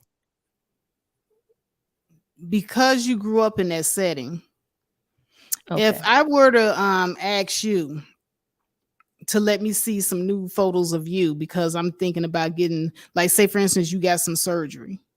Okay. And I say, hey, AP, we girls, we've been talking for a couple of months now. You know, I'm thinking about getting the surgery that you said you had. Can you let me Oh, see your no, not photos? now. Not now. Not after I've been through years of educating myself and learning. Not now. Now Right, I but have see, these answers. people are in their 40s. They're the same age as you and I. Yeah. So these are I these are like super overly super grown people. right. We're not talking about people in their 20s. Right. Yeah, I mean that's the thing. I'm saying what I'm saying as somewhat of a disclaimer for a young person. Okay. Um, I don't, I mean, you know, I'm trying to, I don't want to sound crazy. I just think that there is a such thing as being educated, but you don't have horse sense, or there is a such thing as being sheltered and you don't know when a grifter is grifting you. There is a such thing as that. And there is a such thing as being naive, and there is a such thing as not having street smarts. I did have some benefits because I had siblings that were street smart, and they would go, "Hey, man, that's what this is, or that's what this is, or that's what this," or you know. But I did struggle with the boundary issue, and it does mess you up a lot. So I'm just, I mean, that's just a little bit of it. I don't know, you know. I'm just talking about my experiences. Yes, I'm a very different person now, but maybe 20, 30 years ago, I wasn't doing this well. I wasn't this good at defending myself or at fighting for myself or standing up for myself. I was kind of not doing that well. I'm just saying. Okay. And I can respect that. And thank you so much for coming up here and sharing that. I want to go ahead and pass the mic on to Reigning Womb Man. And she was down there in the chat room. I saw you, sis, and you seem to have a lot to say on this subject. So welcome, and go ahead and weigh in. All right. First of all, good evening, everybody. Can y'all hear me okay? Yes. Okay. AP from the Bronx, I want to first let you know that I empathize completely with your story and your experience. And I thank you for sharing because I know that it doesn't sound right or that it was easy for you to come up and share that. So I want to thank you for sharing and let you know that I empathize with you. Now, going back with talking about the situation with Faith directly and asking the question in the chat room and asking it in general, right? I think what's happening here is Faith was just and you can correct me if I'm wrong. If I'm wrong, Faith Faith was just asking in general, how could this happen? Because she didn't understand. And for myself, I must say that I too was someone who didn't understand how people are so trusting. Now, I am working really, really hard, and it is work, and it is ongoing work to try to look at things from other people's lens and not my own, and with the expectations from my own lens and from my own experience. I realize that I've lived differently. I've had different experiences from a lot of people, and I've had a very different upbringing, a very different background. So my boundary settings and things like that in development is much different, right? So I'm learning. And social media has helped me to actually YouTube more than social media, all other media, but YouTube specifically has allowed me to see blind spots in this. But I think what others don't understand is that if we don't ask the questions, we don't know what kind of conversations we need to have besides having a witch hunt to the victimizers and to the accusers. And it's very important. It's kind of like, it's not the same, but it's similar. If every day I take the same route to work, and I've been taking this route for 5 years, then one day I take a different route and I end up somewhere going through an area that I don't normally go through, going to work, and attract something happens, like I get rocked, right? And then my family, who knows I go the same route and everything, asks me, well, what made you go this way this time? You've taken the same route for 5 years straight. You've always taken the same route. Why did you deviate this time? It may be frustrating that they're asking me that question, right? But it's reasonable that they're asking that question.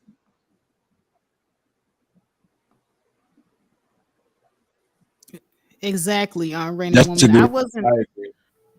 Yeah, I wasn't trying to attack anyone in D Darrell's chat. I'm not a bully at all online. For anyone that knows me, knows that I'm not a bully.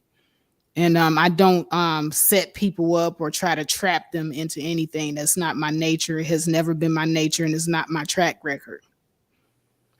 But I will ask the tough questions. I will ask the questions that other people are thinking, but they are afraid to say out loud. And the situation has been a very public situation. So it's not as if I'm spilling any beans here. But I'm just wanting to know, like, why would people who are past 40 not know that it's dangerous to give people that you just met that type of information about yourself? News. I just don't get that. But Well, were they I think, nudes, Faith? Were they nudes? I thought the person had on, like, I'm talking about the surgery pictures. I don't know about the whole other story. So when my commentary, anything I'm saying, that's what I'm referring to. Are we talking about somebody that was completely nude? now Or someone I haven't seen the pictures. They've only always referred to them as nudes. So we're going off of their narrative. Let's put No, that no, out. no, no. Yeah. BMT, don't even try it. No, hey, BMT. Yeah, but you haven't seen the pictures, have you? No, I haven't seen the picture. I have not all seen of the this is picture. us I'm speculating. going off of what they themselves have described it as. Their news. So there, okay. So we're going for that. But I mean, Faith, as you being a woman, I mean, even the men up here, like, what do you guys consider a nude? Like, see how even in just that little part of it, that's what CK is saying. There's nuance, because all of us might perceive nudes as even being different. Just in that little bit, just like when you said, why would you give somebody you just met? What's just met? A week ago? A year ago? 6 years ago? What's just met? Stop it. Because I've been knowing Faith on here for years. Would you consider yourself just no, Faith, no. Melanated Vessel, I don't I've know none been of knowing these you people. on So here for years, but you cannot have my nudes. I'm No, sorry, I'm not gonna girl. All right, so Faith, okay, can I get my turn? I'm get my not okay, gonna make it over a year. no, let me finish. Let me finish. I'm trying to cut in though. I mean, Let me when we finish. going by turns? No, I'm not talking about that. I'm talking about us having educated conversation with nuances.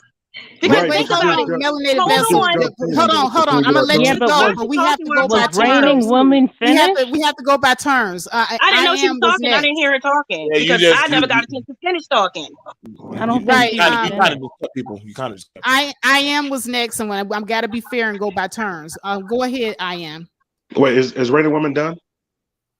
I'm done for now. Thank you. Oh, okay. So I guess a lot of people up here really don't understand the story because we basing the fact on why did she give this man nudes. So look, this happened like 4 years ago, and I think why she was mad at you, Faith, is that 4 years ago when this first came out, this woman was vilified, vilified that she was trying to put a claim on a man, for the news coming out. And so these two embarked on a relationship, whether it was 1 day, 3 months, or a year. They embarked on a romantic relationship, and however, the message got sent, can you send me some nudes? And whether it was poor judgment on her to trust the man that she met online, that's for a different discussion. But she sent the nudes. Well, actually, she thought she sent the nudes to Taz, but it was actually Nyla who had Taz's phone and secretly asking this woman for nudes, which I feel, in my 2 cents, to blackmail her later down the road for some money. So she sent the man the nudes. but that don't give them reason for them to put it out there, for Naya to put it out there. You know what I'm No, saying? nobody is saying that they have a reason. Nobody is condoning them putting Right, but anything I can out tell there. you as a heterosexual man who, you know, has talked to women, there are women out there that will send you their body parts, whether you agree with it or not, whether it's fully nude, whether it's in a panty and bra. It happens. Come on, now, we're adults, we're grown. Let's not act like it doesn't happen when you're talking to someone in a romantic way. So whether, you know, she shouldn't have been that gullible, whether she got gamed or whatever it is, she sent them to a man who she felt like she can trust at that time. And I think the reason why she's so upset now, 4 years later, is that, like I said, people vilified her. Nobody really believed her. They thought she was trying to put a claim on a black man, because at that time he didn't cam up. And let's be honest, 4 years ago, a lot of women was flocking to Taz because of his conversation, him going at the manosphere and all that. So women were flocking at them until they found out how he looked and that he was a crackhead years later. But a lot of women probably got duped. So she got duped in that sense. You know what I'm saying? So now other people get to come out and then use her story and saying that that is true. But then back then, people called her a liar and that she was, you know, was trying to scam them and it was protecting Nyla and Taz. So I'm pretty sure for her, it's hurtful that every other year somebody get to come out and be like, oh yeah, that story was uppity. It was true, y'all. And that, you know, I'm using that for my defense. But this poor woman was, you know, ostracized by Black YouTube for a while. So I think that's probably why she kind of went at you hard, because maybe you didn't understand what happened 4 years ago, and she's probably kind of like kind of tired of it and looking for some, you know, vindication. Like, hey, I told y'all, can y'all feel sorry for me, have some sympathy for me? So I think that's kind of why she felt that way towards you. And then with the JV situation, this is a woman who that's her job, to help women, you know, who get, you know, their body done to recuperate. So if that's my job, and then I'm so-called friends with somebody on YouTube, I get it, but you know, we have these friendships. So she's helping this woman. They build some bond between each other, and then now I'm showing you how my body looked probably before surgery and after surgery, because you want to get yours done. You know what I'm saying? So I'm going to show you, you know, maybe where the cuts are and all this. I don't know how. I never seen the pictures. No one to see them, so I don't know how naked JV was, but pretty much Nyla got him, and she's using it against her. So the point should be that Nyla and Taz are using pictures that they gain from these people in intimate moments as friends and relationships or whatever, and then put it out there. So then how can we bash them for their misjudgment at that moment in that situation at that time? I don't know if we judging them because what's all going on right now, or are we judging them if we was in that situation at that time? Now, yes, every woman don't send pictures, probably even to their husbands, you know, because, you know, however they feel, but some women do it. So that was just my point. Okay, and I appreciate that. Does anybody have anything to say, any pushback at all, or before we get to Melanated Vessel? No? Yeah, I mean, like I said, I was in the manosphere, and yeah, I see a lot of pictures in Google Hangouts. And one thing I knew, don't put nothing in Google Hangout if you don't want it to be seen. And Google Hangout tells you don't do that. But somehow, Black people want to put things in Google Hangout. When penises. Yeah, but BMT though, but these pictures wasn't sent to Google Hangout. These pictures were sent to those parties' cell phones in an intimate setting. They took it and put it to the Google Hangout. Now, here's the thing about it. You've never seen somebody, but somebody randomly calls your phone number and says, can I get your social security number? I'm your friend on PlayStation. Context. Send me your friend. What you want the context? Okay. Like you can't just ask. I don't get it. The reason I'm talking to you, BMT, is because you said. So let me ask you a question. Yeah, it's apples and oranges. You're saying is called by a random person, and a random person asks for a social security number. This is not a random situation. I am. Somebody's been your friend on PlayStation for umpteen years, but now they want personal stuff from you. Do you No, just do no, that? DMT. Okay, you my boy. So let's have this conversation. Have you and your wife ever shared pictures through text, through the phone? My wife. Look at what you Right. just said. My wife. No, My no, wife. because My because wife. you're married. Because you're married, bro. That's all I'm saying. My Your wife. wife. But what I'm saying is, let's just say y'all get divorced, and she get angry and mad at you, and now she put your shit on social media. I So have should to. you say you Guess should let what? her Hold on, send hold to on. it? Hold on. I am. I have to just own that. Then I have to own it. That hey, I gave her the pictures. I gave her the stuff. I put it out there. So guess what? Baby, you got pictures of me. I got pictures of you. Hey, I got pictures of when you dropped the baby, last time. You got pictures of Right, me when I was in the mirror apartment. we're talking about It is that what was it is. shared. I get that, bro, and I'm not really taking up for her. You know what I'm I'm saying? just That saying. was a lapse in judgment to trust a man online. Period. So You know, she y'all do has to own that. I'm this talking the phone sorry. numbers. But I'm saying, as a man or even as a woman, especially if you're putting out there for woman content, but now you have two women claiming that you, the individual, has put their stuff out there. Is the point? So yeah, those women. Okay, cool. We want to say that. Hey, what was y'all thinking? Right, but at You're the right. end of the I'm day, gonna ask that question. What were y'all thinking? they still the victim, and it happened. You know what I'm saying? And you know how bad Uppity got done 4 years ago.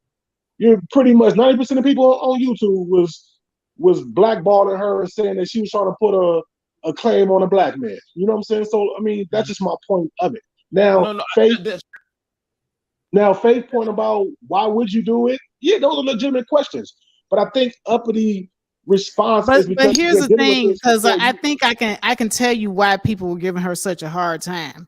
Because Uppity was doing things on her channel, Thank you. Somebody else and said it. correct me if I'm wrong, because I've seen the stuff, and it was not helping her plight.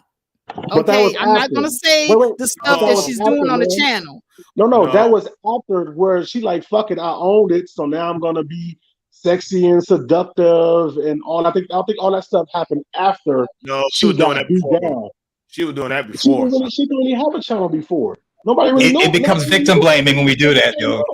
No, it ain't no victim blame. See, here's the thing about it. This is why I And love then the internet. No, hold on. This is why I love the internet. People think other people forget our histories. If I said something 4 years as BMT Black Male Talk and somebody brings it up, hey, Business Mind Talk, you remember when you said this 4 years ago? Yeah, I did say that. I did do that. Mhm. I got okay, it. but that's still Like so. been here No for a matter while. what, she wasn't naked on her channel because it would have got flagged down. So it don't matter No. how Oh, seductive. there's ways. No, There's ways wait, let me to do it. finish. Let me finish. So it don't matter how seductive she was on her platform to bring attention from men who were thirsty, but was she naked? Did she give them each individual pictures of her naked body? Does that give them a reason to put it out there because you're mad at me because I spilled the tea on, on whatever was Well, going on? I was answering your question as to why the people went at her like they did, and it's partly because of how she carried herself.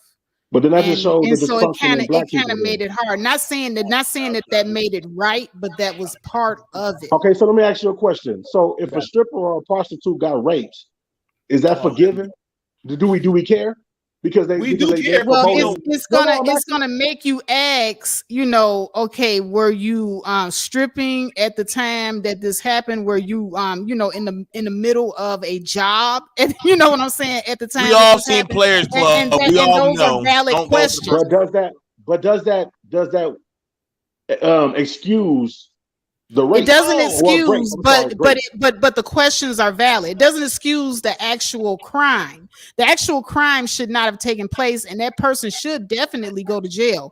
But the court of public opinion, people are going to ask these questions. That's normal. So you're gonna ask the stripper or the prostitute that, hey, why would you put yourself in that position? I'm gonna ask, were you in the process of stripping, or were you in the process of turning That's the a job. trick when this Doesn't matter. happened? I'm gonna want to know. I mean, that is Right, a but does valid that? question. But so what you're Yes, saying I is, would want to if the know stripper, because it if the stripper, matters. And I'm gonna tell you, if you have an attorney that cross-examines this woman is gonna want to know, hey, what was the particulars of this particular so then relationship? that mean that Were if she you in the was stripping a process of turning a prostitute, trick when this so if she happened? was stripping a prostitute, that means it lessens the damage on the person Well, who if did it? she's in the process of turning a trick, maybe she wasn't happy with the payment. I mean, it could Now, be a number of I am. things. To be fair, Wrong. you know, Consent. Wow. Consent. Okay. Don't do that. I am. Consent. It's Listen, all about yeah, consent. exactly. If she does not Why we act consent, like a lawyer's not going to do that? Why we act like a lawyer's not going to say, so what is your job profession? What do you do? Oh, but it doesn't matter. The moment a woman takes away her consent, it becomes a sexual offense. Consent Right. matters. So if she's a stripper, a prostitute, if she says no, or she starts using nonverbal communication, like fighting this person to get him off of her, then the consent is no longer there, and it becomes a sexual offense. Let's not equate it just so we're trying to make we didn't bring up stripper. We didn't bring up stripper. Now, No, but what I'm trying to say is just because it's a consent issue at that point. So here's the thing about it. Here's the thing about it. I'm just saying this. And I brought up me, for instance. If a woman asks for my penis picture, and I send it to her, can I feel some type of way if her and her friends are looking at it at work? if you don't know, no, wait. If you don't know, then no. But if she puts it out there in the internet and it gets back to you, or let's just say she showed it to a friend at work and that friend knows you or knows somebody who knows you, then it got back to you, then yes, you can ask her, hey, I sent you something in private. Why are you showing other people? That was just for your eyes. So then yes, you can. But see, you gotta always see. This is why I don't know why we're not playing the adult game. Like what you put out there can always come back to you. Like, and that's true. And I'm not saying that you wouldn't be a dummy for sending your picture out there. Where it's the same thing that I tell men who give their sperm to women. When you ejaculate into a woman, you no longer can control what happens with that sperm. Meaning that if that way the woman gets pregnant, you can't control whether for her to get abortion or keep the child. So yes, every time that I release my sperm into a woman, I'm being the dummy that allowing her to control it. So yes, if you put something out there, but at the same time, it's not really what you wanted. So in your sense, yes, don't put your stuff out there to where someone can use it, but at the same time, you can't air someone out like that if it's just for you. Now, Okay, CK, let me go ahead and address this question because the reigning woman asked the same question I asked. Now, is she victim blaming? She says, we ask why a woman just so happens to have nudes readily available to send upon request? Well, you know, how we know that she didn't take it right then and there? We all have smartphones. They have cameras on them. You can take a picture in 2 seconds and send it in 4 seconds. You gotta hit send. You gotta hit send. You gotta hit send, bro. Listen, you gotta hit that send button. Listen, I am not excusing that she made a poor judgment of sending pictures. I'm not saying this right. I'm not. Listen, right. I want people to understand BMT is not shaming her. Or that woman received that picture, that is for your eyes only. You want to know why? You want to know why I get upset? I got upset when I saw somebody say, because I have autism, this is why I do what I do. Because I have this mental thing, this is why I can do what I do. So hold up, bro. So let's play the game. So are we now saying that because I have this reason, I can do these things? Y'all can't say nothing about me. That's bullshit. Still, as an adult, she can do whatever she want to do. But do I use the autism? Because what I'm saying is, I'm not going to no other subject. I'm gonna stick to the picture. That's what we're talking about. Because that autism thing can go so many ways and all that. We're just talking about the pictures. As an adult, she can do what she want to do, and if some feel it was a lack of bad choice or judgment, then fine. But I'm saying this for your eyes only, and you decided to put it out to the world. If she wanted it out to the world, she would have put it out herself and then gave him a site like OnlyFans where he can go and look and just be out there. You know what I'm saying? So that is the point. You have to put that in there. Now, let me know if I'm saying what I'm saying is wrong, Faith or Rainy Woman, anybody who's there. Did she not put that out there? I have autism, so this is why I do some of these things. Yeah, she did. Okay, so she did put it out. So you put that in the case because I do these things, and she's saying this to me, and I'm a woman with a 24-year-old with autism who has her own job, who goes to school, and who takes care of herself, and she has her morals and values intact. You got to pick. Are all So- autistic people the same? Oh, so now we Are all you know, autistic people the same? There are different levels of autism. There are different levels. I do, and to be fair, I don't know Uppity's level of autism, but at one point she's autistic, so you can't hold her accountable for anything that she does. But she's No, on I'm YouTube, not saying that you and can't you're hold her supposed to accountable. take her seriously on her YouTube channel, though. So No, I mean, I'm not it's saying- kind of, I don't know. I don't know. How I'm we not gonna saying take that her down? anyone. I'm not saying that anyone can hold her accountable. We are free to do whatever we want to do and feel about a person. That's our right in judgment. Right, and All I I'm am saying free. is- I am free to question, what's going on with that scenario, especially if they've made it public.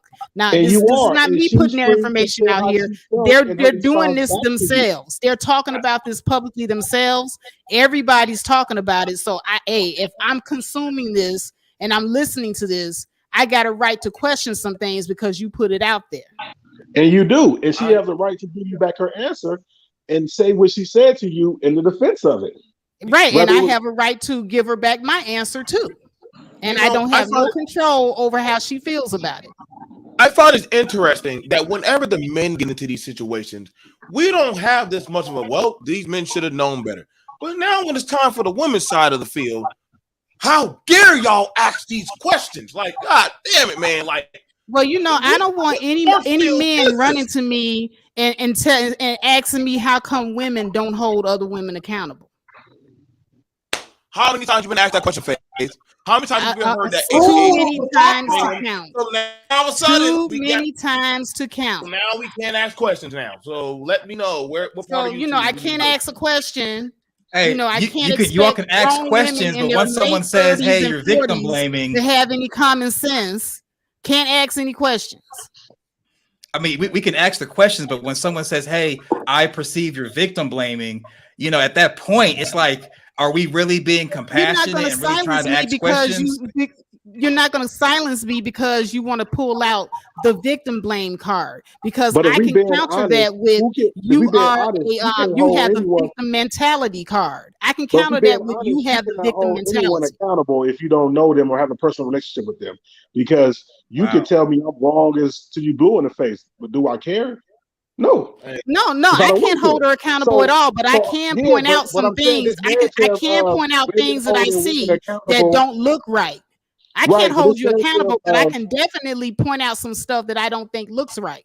And I don't And think that's- that people should be silenced because No, and that's somebody wants to true, sit but- up here with a victim mentality and silence you and say, "Oh, you're victim blaming." No, hell no.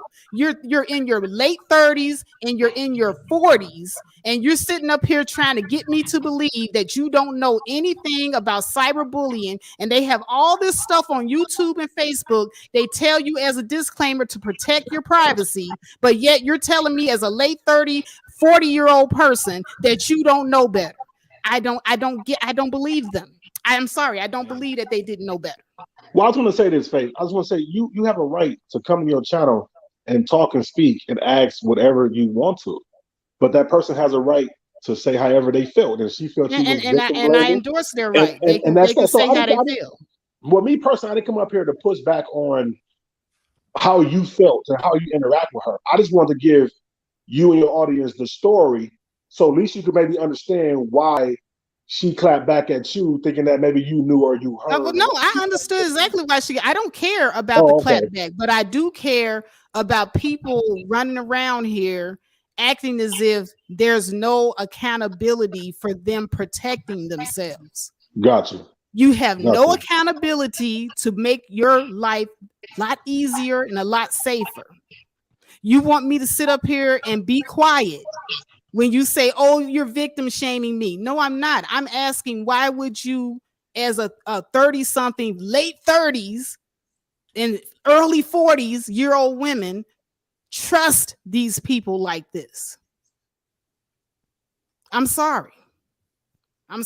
Right, I am gangster. She says, Faith, no mirrors in their house. Exactly. You can't turn that mirror around. Nobody wants to be accountable. And if you, as a person who's big on self-accountability, ask the question, hey, where was your accountability to protect yourself? Because I ask men this all the time when they sit up here and talk about the women that they got pregnant and they don't have a say in whether or not she has the baby or gets an abortion or whether or not she puts them on child support. I ask them all the time, hey, where was your accountability to protect yourself? How come you didn't look out for your own, safety?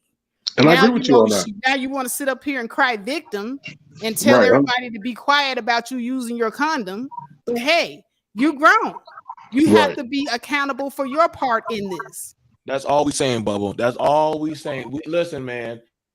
I am. I bang hard with you on my panel about balance, bro. I bang hard with you about that. Like, come on now. I put my whole story out there on YouTube. I took a lot of hits from a lot of people. You feel me? But I had to live with that. But I know what I told them. But the same thing about it is, guess what?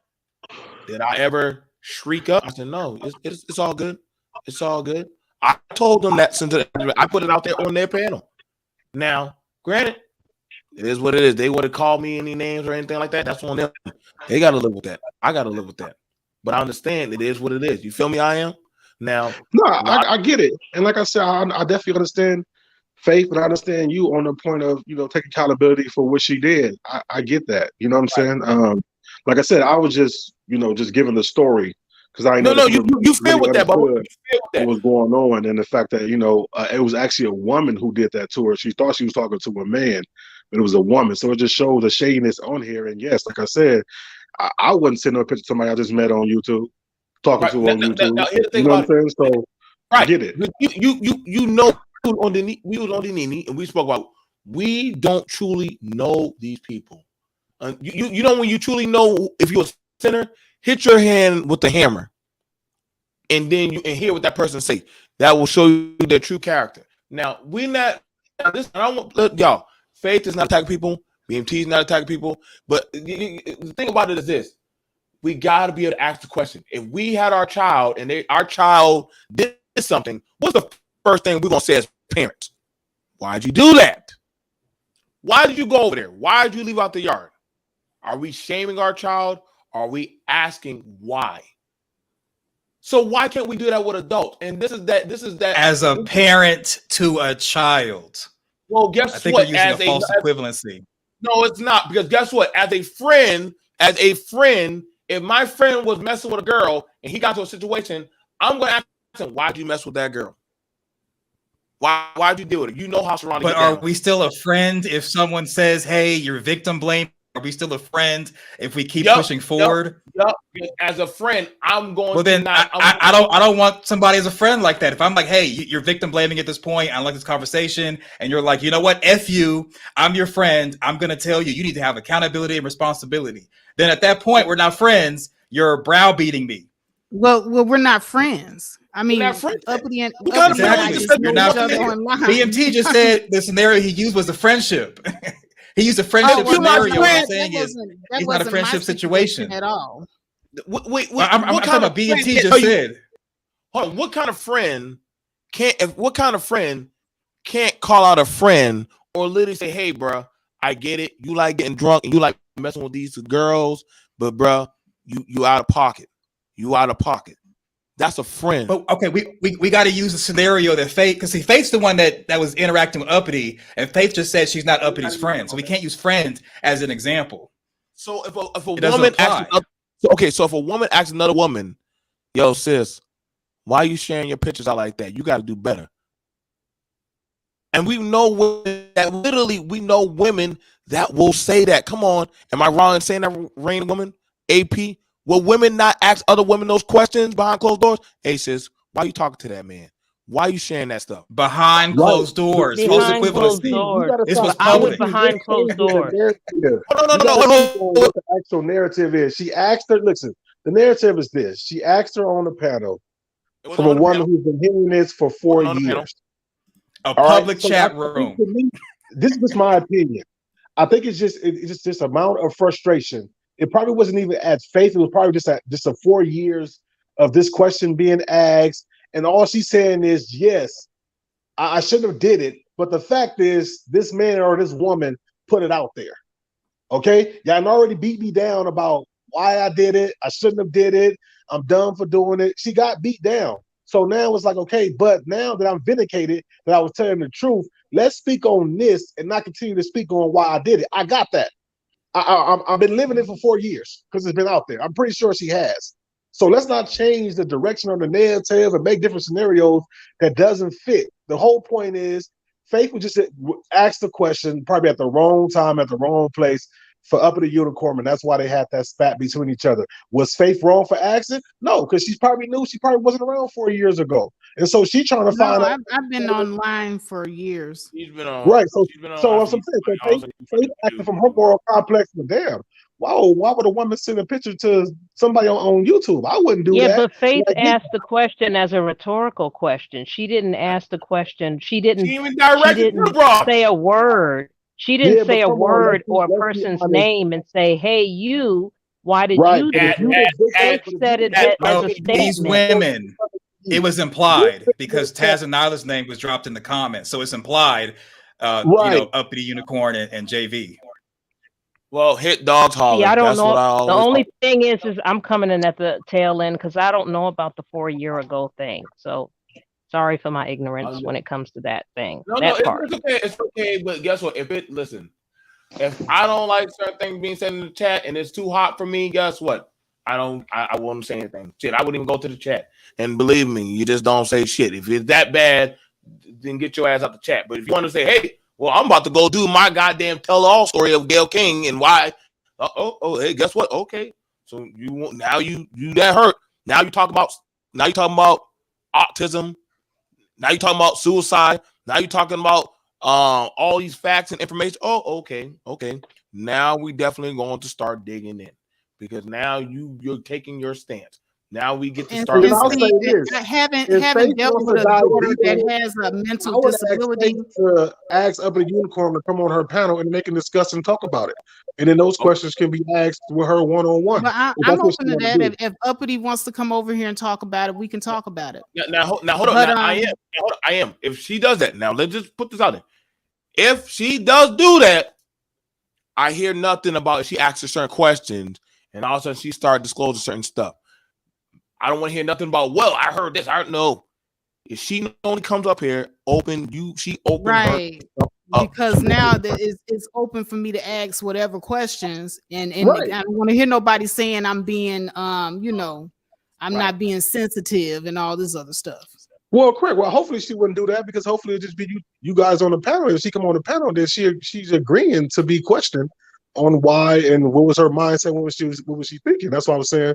Maybe even in the chat room, when I made that general statement, when I made that general statement, she voluntarily said I can answer that question voluntarily. Right. She put herself out there.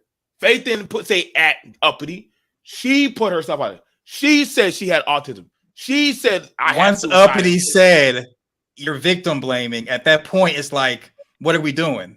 At that point, I mean, to me, that's mute. Like, if you think that I'm victim blaming, that's your opinion. Her opinion is I'm victim blaming. It's not a fact that I was indeed doing that. It's all about intention. Like she perceived it was victim you don't blaming. even know what my intention was. You couldn't even tell me what my intention was, and you supposed to know me better than everybody.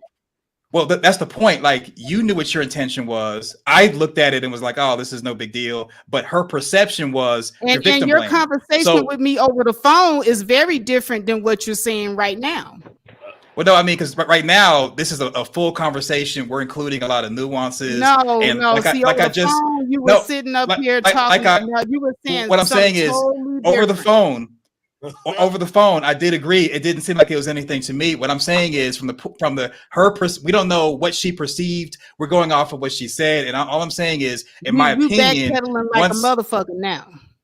Okay, so whether it's Google Hangout, text, email, or the cloud, some of you have sent Johnson pics to women we know. Okay, if those women were to expose you who have sent Johnson pics to them, you are a victim.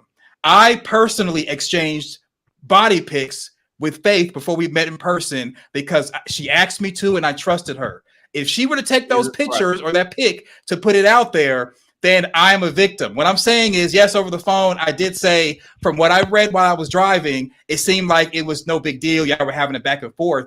But in the context of her saying, you're cyberbullying, not cyber, but in the context of her saying that you're victim shaming, I mean, at that point, is it really worth it to So just go? because, hold on, let me ask you she something. being, Let me ask you something. Just because she believes I'm cyberbullying, does that mean that it is a victim fact blaming? that's what I was doing? No, it's her interpretation. Exactly. And why is her interpretation so important? Well, it's not that it's important. It's just that when the goal is to find out information and you're doing it from an objective point of view where you just want to know, and the person says, hey, based off of our conversation, I perceive that you're victim blaming me. At that point, when you said, well, I'm not victim blaming you, I'm not trying to do that, I mean, that should be the end of it. That really should be the end of it, because you did the right thing. I don't know if you were there, but there were 3 different times I tried to squash the argument and move on. And she was the one that would not let it go. Right, Hey, but I just gave you an example of why she didn't let it go. Like I said, I think it's wrong places, wrong time, and then we're acting like, well, it's been put out there like this is new. And what I'm saying is, you had every right to ask a question because you're learning, you didn't know about it. She had every right to feel mad because she's been beat down by it for 4 years. So she's like, oh, y'all continue to talk about why I did it and not focusing on the act. Y'all focusing on why she did it in her mind. Well, what I would perceive in her mind, because it was done to me and not the act. Like, yeah, I've heard it. I heard all of it. Why I was wrong and all this. But this person still wronged me. And that's what I want to talk about and focus on. And that's why I think that, well, and then you came back, she clapped back, and of course, it's a bunch of whatever. But that's why I think that maybe you should invite her on your panel, and y'all can clear the air, and then you can get a better understanding of where she's coming from, and she can get a better understanding where you coming from. If that's what you choose to do. But I think all this just came up because, and the person that's putting it out there like it's all new.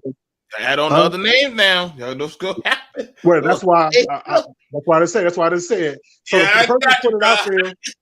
The person put it out there like it's new and vindicating her, but she's been dealing with this nightmare for 4 years. This is all I'm saying. You know the thing that's so interesting about this? I am the same people were on opposite sides of the fence. Then that's interesting at a convenience. Now all of a sudden, when now the mobs are changing, you see what I'm saying, Faith? Y'all see? Everybody see what I'm saying? Rain, AP, CK. Now all of a sudden the tides are changing.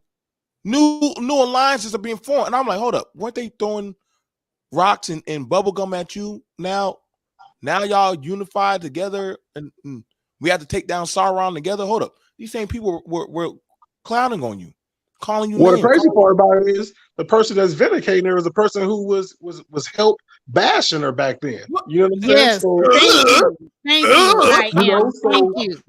I mean, actually, both of them. Both of the victims. When it was explained to me, that's what I got. I got that one person said something about somebody's vagina, okay? And then this person countered by saying, hey, at least I ain't got 2 vaginas. I'm ad-libbing. And then another person came in and they started, bashing the other person with the other person. And now all of a sudden they're both against the one person. So I mean, I don't know. Like it's really suspicious.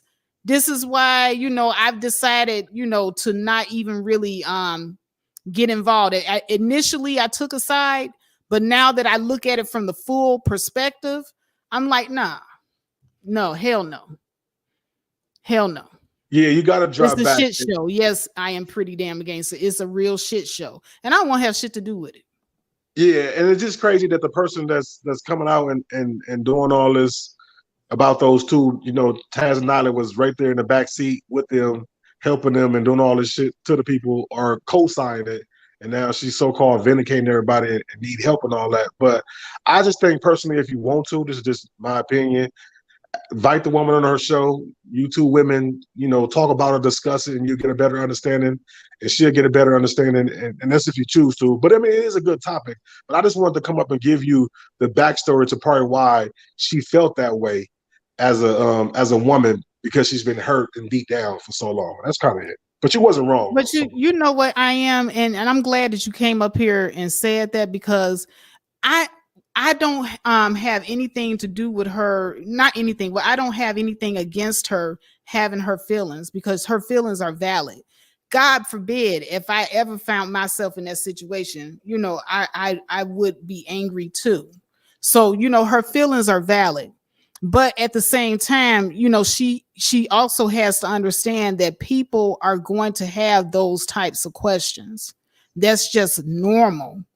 Like, you're sitting up here in your late 30s, the other person in their early 40s, and you all are going around just willy-nilly, giving away these pictures of yourselves. Just willy-nilly. Like the one woman, she Uppity Unicorn was trying to explain to me about the one woman was breastfeeding her child. And so she sent Nyla that picture, because she explained to me because she wanted Nyla to see a picture of her baby. And No. I can't don't put that out there, because that's not how it went. Nyla took that picture off that woman's either Facebook or Instagram post. No, I'm just explaining to you what Uppity said to me. Right, but even Uppity is wrong about that. So what I'm saying is that picture because it's showing a pattern of this woman. Nyla was a follower of this person's page. She posted on her own social media a picture of her breastfeeding her baby, and I guess her nipple was hard or out. And Nyla took that picture and then posted it around everywhere. The lady came on someone's show 2 days ago and clarified and told that story. So I just want you to, if you're gonna put it out there, just put it out there correctly, because that woman didn't send out any no pictures. She took it and posted it. Okay, well, yeah, okay, we all stand corrected, because the way that Uppity was explaining to me was that the woman showed Nyla the picture because she wanted her to see her baby, and I was explaining to Uppity that if that was the case and she wanted the woman to see a picture of her baby, why not just show a picture of the baby by itself? Why would you show a picture of the baby on your titty? Like, I never understand why people do that. But yeah, you just clarified it, so it is what it is. But if the woman did not give the picture to Nyla, then Nyla definitely had no business stealing that picture off her social media and sharing it.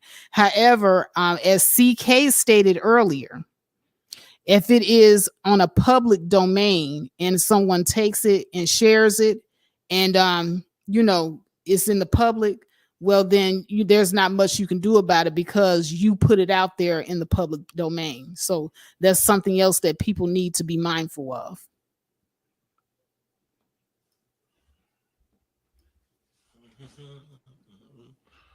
Did anybody else have something they want to add? I'll just kind of give my final thoughts while it's kind of silent. So we can't force ourselves to be someone's mom and dad or political correctness police trying to figure things out. Once they say they are offended, because we can come across as bullying or baiting something or someone that can be taken the wrong way. And it was clear from this discussion that we don't have all the information. Compassion is hearing that someone is saying something, empathizing when they express they are offended, and knowing when to walk away and apologize to keep the peace that we may have broken. We can't read minds or feel someone else's feelings. Somebody should go on mute. What the fuck, man? All right, the disrespect. So compassion is hearing that what someone is saying and empathizing when they express they are offended, and knowing when to walk away and apologize to keep the peace that we may have broken. We can't read minds or feel someone else's feelings. All we can do is go off of what they tell us. Being critical and belittling someone is not beneficial, especially if that is not our intention, but that is what is perceived. If someone violates that trust, the other person is a victim. Other people may be afraid to ask or say out loud due to not wanting to be perceived as insensitive. And that is why it's best for us to wait for someone who may be involved in something to initiate the conversation and let them tell us when we should stop pressing. In both situations, in my opinion, with Upper Unicorn and JV, it was not intended for the recipients to send or upload those pictures anywhere.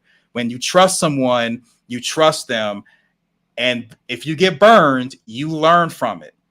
So, if someone violates that trust, the other person's a victim. Other people may be afraid to ask or say out loud due to not wanting to be perceived as insensitive. That is why it is best for us to wait for someone who may be involved in something to initiate the conversation and let them tell us when we should stop pressing. And the key thing that we should take away from tonight is consent.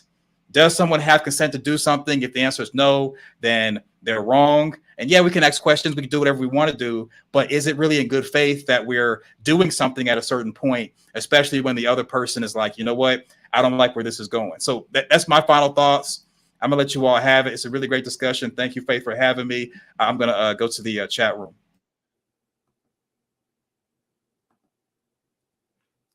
All right. Has anybody else got anything that they would like to add?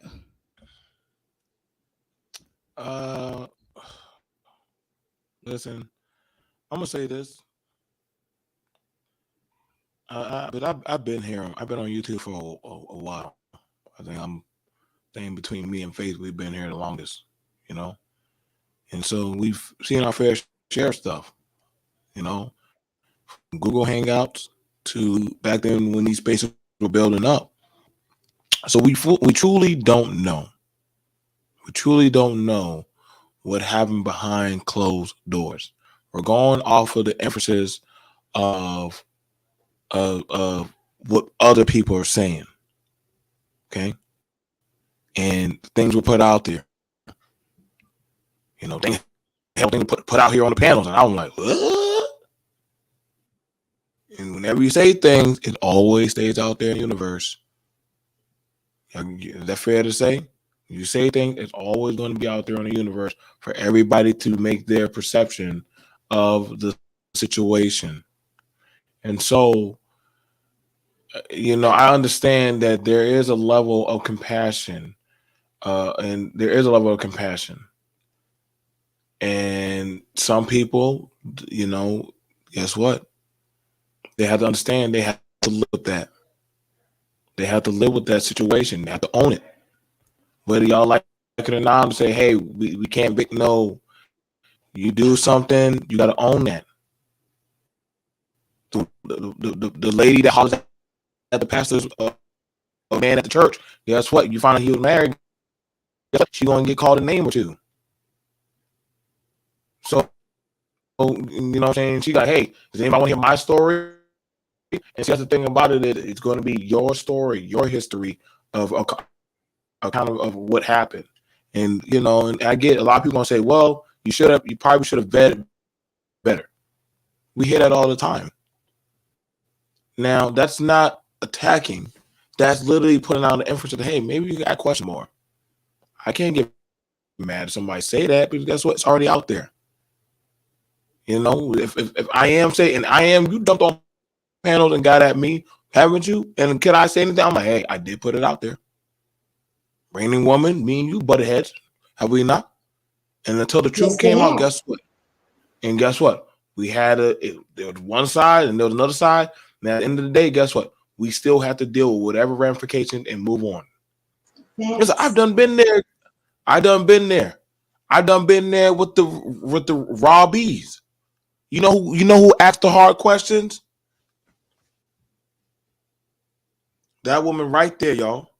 That woman right there. She didn't just say, well, I'm just going to go with the victim narrative. No, she asked the hard question. Whether I felt comfortable or not, the question still had to get asked. And guess what? The other person didn't want to answer some questions. Why not? Let the truth set you free. That's how it works in the court. We hear the stories. We start matching up. Okay, so this time, this date, this answer. Why did you go in the house? I thought you didn't like him. Why did you do that? Now, is the lawyers shaming the victim? No. They're asking questions. Only thing I have issue is when you ask questions, you start making excuses. Well, I do these things because I have this. I do these things because I deal with this. So should we treat you a certain way? Or if you start saying certain things, can we take it at face value? Because now you're using the mental ailment card, y'all understand what I'm saying, as a reason of why you do what you do. And that's not fair, because AP has been through some stuff. Rain the Woman, I Am, Faith, myself. I don't know, probably Brother D. Darrell or whoever else that's been on this panel. I'm sure we all been through some stuff. But what I have a situational problem with, you don't get to use certain excuses for why you do what you do. I sleep with men because guess what? My mama used to bring men in the house. I don't take care of my kids because my daddy wasn't in my life. No, sir. We grown now. We grown now. You want your check for accountability? Guess what? We got to start doing the accountability. So, all right. Well, I'm sorry. Were you finished? no, you got it. I'm done. What's going on, Brother D? I see D. Darrell has entered the room. Hey guys. I don't know how much you were able to hear, but I'm sure that you have a lot to share at this juncture. But I do want to add this before you go, D. Darrell. My daughter, is diagnosed with autism, and there were a lot of things that I had to go through with raising her. And to be honest with you, I didn't know that people that have mental disabilities can be manipulative. And her counselor told me, she was like, okay, your daughter's manipulating you. And I'm thinking to myself, like, how could she be manipulating me? And she has this illness. And she said, yeah, they're capable of being manipulative too. So, when Uppity was having a conversation with me down in D. Darrell's chat, that's the reason why I said to her, you cannot run this game on me. When I say that I have been through this 10 times over, I really mean I've been through it 10 times over. So, when I learned that they could be manipulative, that they can lie and they can do things, to get their way, a lot of times they would do and say things to get their way and make you feel bad, for coming down hard on them and setting boundaries and having standards with them. They will do that. But I'm sorry, go ahead, D. Darrell. Yeah, when you're speaking of, like, say, manipulation and so forth, there's certain personality disorders that certain cluster that's one of the main themes. You have to understand that are in certain mental health illnesses, manipulation, attention seeking, extreme behavior outside of that's the reason why they have a mental illness in the first place. Is why we call it a disorder, because those type of behaviors cause disorder in your life, particularly as it relates to you interacting with other people. And not only causing disorder in the person's life, but also the people that are associated within that person's primary environment. So that's an aspect of it. The symptomology of that, but particularly in certain types of disorders, is quite consistent. Uppity has and I saw it because I was doing my thing, and I was trying to focus on the topic at hand, and I saw the long lasting interaction between y'all. But this was actually, to be honest, as I kind of remember, this is not the first time y'all had an interaction in my chat before. It's been a long time, but there have been other times. I want to say back in I want to say 2020 or maybe early 20. I remember you all had some had some back and forth, not at the level with this one, but I do remember that there was some questions that you had that were never answered as it relates to that situation. So I'm gonna say this: mental health issues, mental health diagnoses can contribute to poor interaction with other people. It can also contribute to people committing crimes, people doing things to harm themselves and harm other people, or putting other people in precarious situations. And yes, just because somebody is mentally ill doesn't mean they're not intelligent. And just because somebody is mentally ill doesn't mean that they're not capable of understanding what's right and what's wrong outside of somebody that has psychosis. That's the only family of illness where there's an issue of differentiating between what's real, what's not real, what's right or wrong.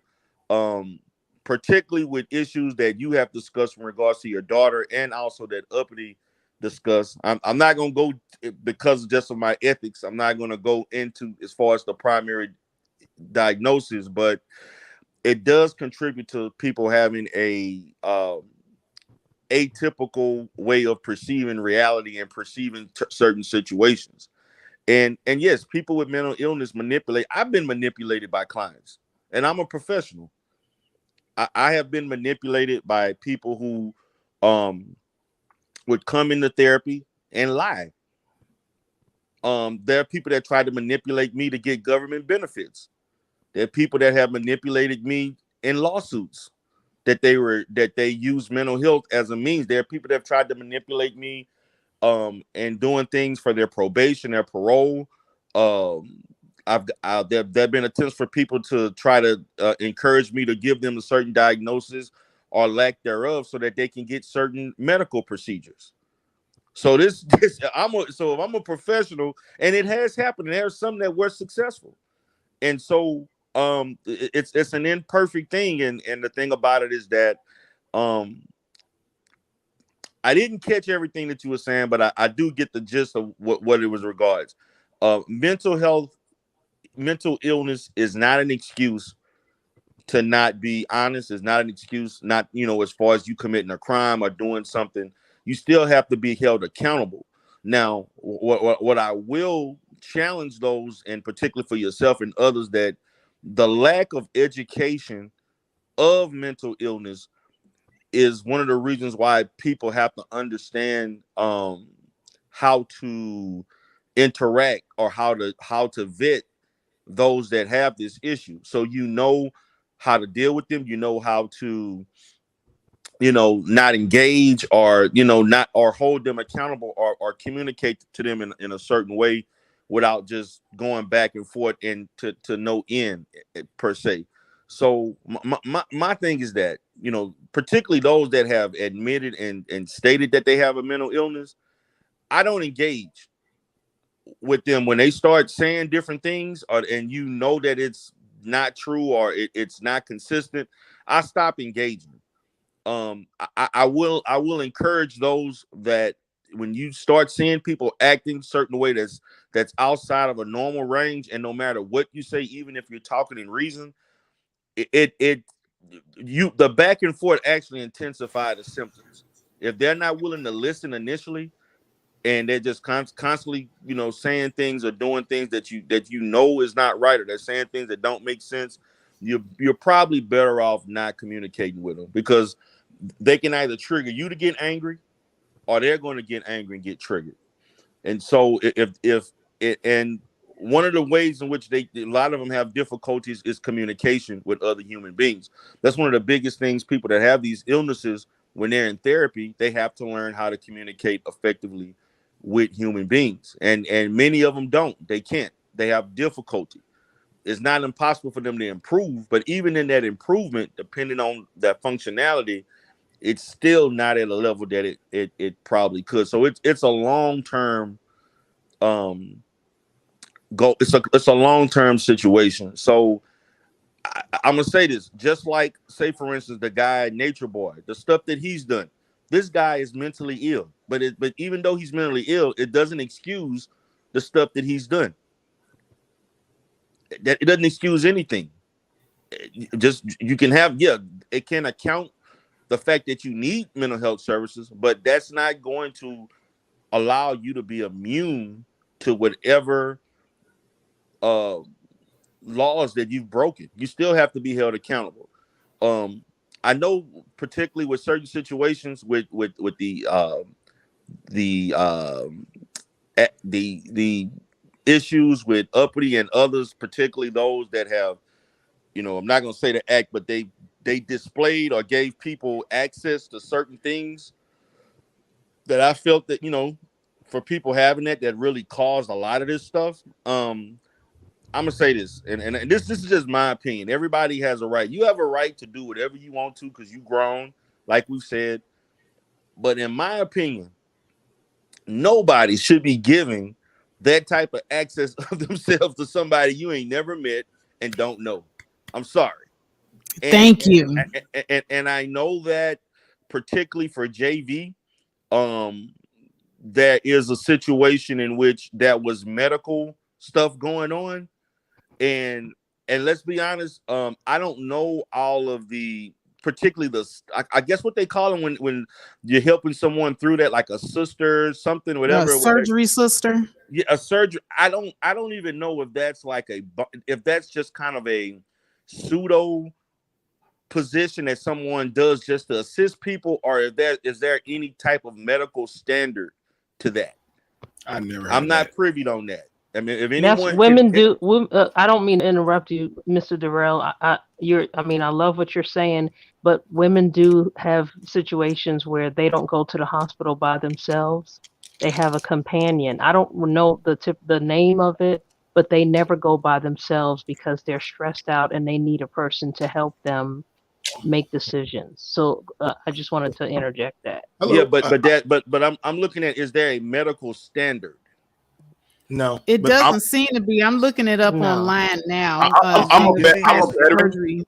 I'm a veteran, if that makes any sense. And the women vets I see going there, I never seen them ever come in there with a surgical sister or anything like that. I'm a veteran too. This is a civilian thing. This is something. This is a social civilian thing.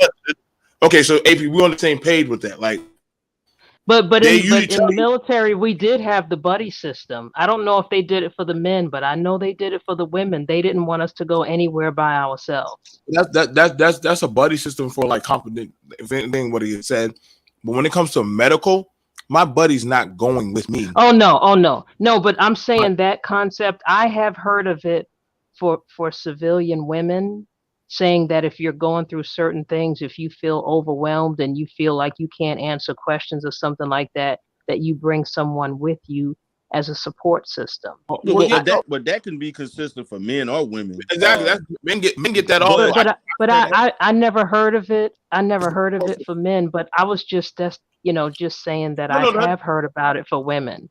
Right. That's fair. Like, I've had it where if I want to go talk to a counselor, they'll usually ask me, do you have anybody that you could talk to? Anybody that you'd like to bring here that you can speak to? You understand what I'm saying? Indeed, if I'm wrong, let me know. But see, this is the issue. This is the issue. Where is that there's no medical ethics and no medical standard. So this is more of a pseudo thing in which someone is. It's just like, say, for instance, a person who is having substance abuse issues, and they have a what's the guy, a sponsor per se, that whenever that person has issues, they have a sponsor, and that sponsor is a person that is a person that's accessible to them in a time of need in which they're triggered and so forth to engage in substance abuse usage again. And I agree. So when I'm hearing this is that someone at a period in which they're in crisis, they have a person who's there to assist them, to give personal information, and so on. But see, this is the issue with that. As I'm hearing you say that, which I do think that definitely, it sounds like something that's very helpful and should be talked about more. I guess more education. But see, when you're saying that, I'm assuming you're talking about someone that has a long-term relationship, consistently meets with them. This is probably a relative, a close friend, or someone that they have had close interaction with. Yes. Would that be fair to say? Yes, it is fair to say. It was like suggestions, like, hey, don't do this alone. Have a close friend, have a family member. Yes, exactly. So in doing that, as we relate to what happened on the YouTube platform, these people never met before. This is right. You see, this we have to look at this logically. These people never met. These people only had, I don't care, to me, FaceTime or whatever else, that's not direct. I mean, it is somewhat direct, but that's not face-to-face contact. That's not personal interaction. That's not you understanding somebody's true character. That's not you engaging in other activities and otherwise. See, when from the position that you're saying, it sounds like these are people that someone really trusts, they care about, and they're holding this person responsible for their information and services if they're unable to do so themselves. That's something that you don't allow any and everybody to do. You're Correct. basically handpicking someone that you trust with your life, almost. Yes. But see, you can't get that over the internet. You cannot get that with somebody you never met. You can't get that with someone you've never seen before just because you're doing live stream consistently 20 hours a week or so, 3, 4, 5 days a week. That's not, to me, I don't think the standard that you're saying is a definite, I would say a comparable standard for anyone to choose someone to trust with that type of information, as opposed to you giving your private information or images to someone that you've never met, don't know, but you've only had limited interaction over the internet or phone calls and so forth. Now, to me, listen, I like JV. I like both of them, particularly Up, because me and Uppy are real close. We've been real cool for the last 2 years. But from my position, if someone was to come to me in a therapeutic situation and ask me a question about you giving that kind of information or those images to somebody that you don't know for those particular reasons, I would encourage them not to, and I would give them the scenarios that would give them, plausible reasons not to do that. Right. Because Yes. that's me. Now, you have the freedom to do what you want, because I can't force a client to do, or anybody to do what they don't want to do. If you want to give whatever, and I understand that she did it from her perspective in a way, from the position of her being a I guess the sister, whatever, in surgery, whatever it's called, to assist her, and I guess to show her somewhat of what she went through to make her more comfortable to go through what she was getting ready to go to. But within that, there's a risk to that. And there's a risk to that. And so this situation with that exemplifies the fact that you should not be doing things like that. Or if you do it, you understand this is the risk that you're taking when you do it. So even though JV did this, she still has to take responsibility of the fact that you did give that to them. You could have said no, or you could have said, I need to meet you, or I need to get to know you better personally. And maybe I could have gave you this in person. I don't have to give, I could show you through my phone and so forth. When you basically you consented to give this information to them, they have once you consented and gave that, they can do whatever they want with the pictures, which is what they did. Same thing with Uppy. Even though Uppy's situation was more of a manipulation from a personal standpoint of, whatever that entailed, that the lines have been blurred with that. You give those images. I'm not saying it was right for them to do what they did, but that's the risk you take when you do that with people you never met. And you don't really, and let's be honest, these people really don't know each other. They don't. Mm-hmm. You don't. There are people on here that I contact. Like, I speak to BMT offline. Same thing with Faith. We have a good relationship as it relates to just being online. For us personally, I've never met these people in real life. Now, would I be comfortable meeting them and so forth? Yeah, I would. I would expect them to be very consistent with who they are. But you don't really know someone till you really meet them. You really know them in Right. person, like really know them.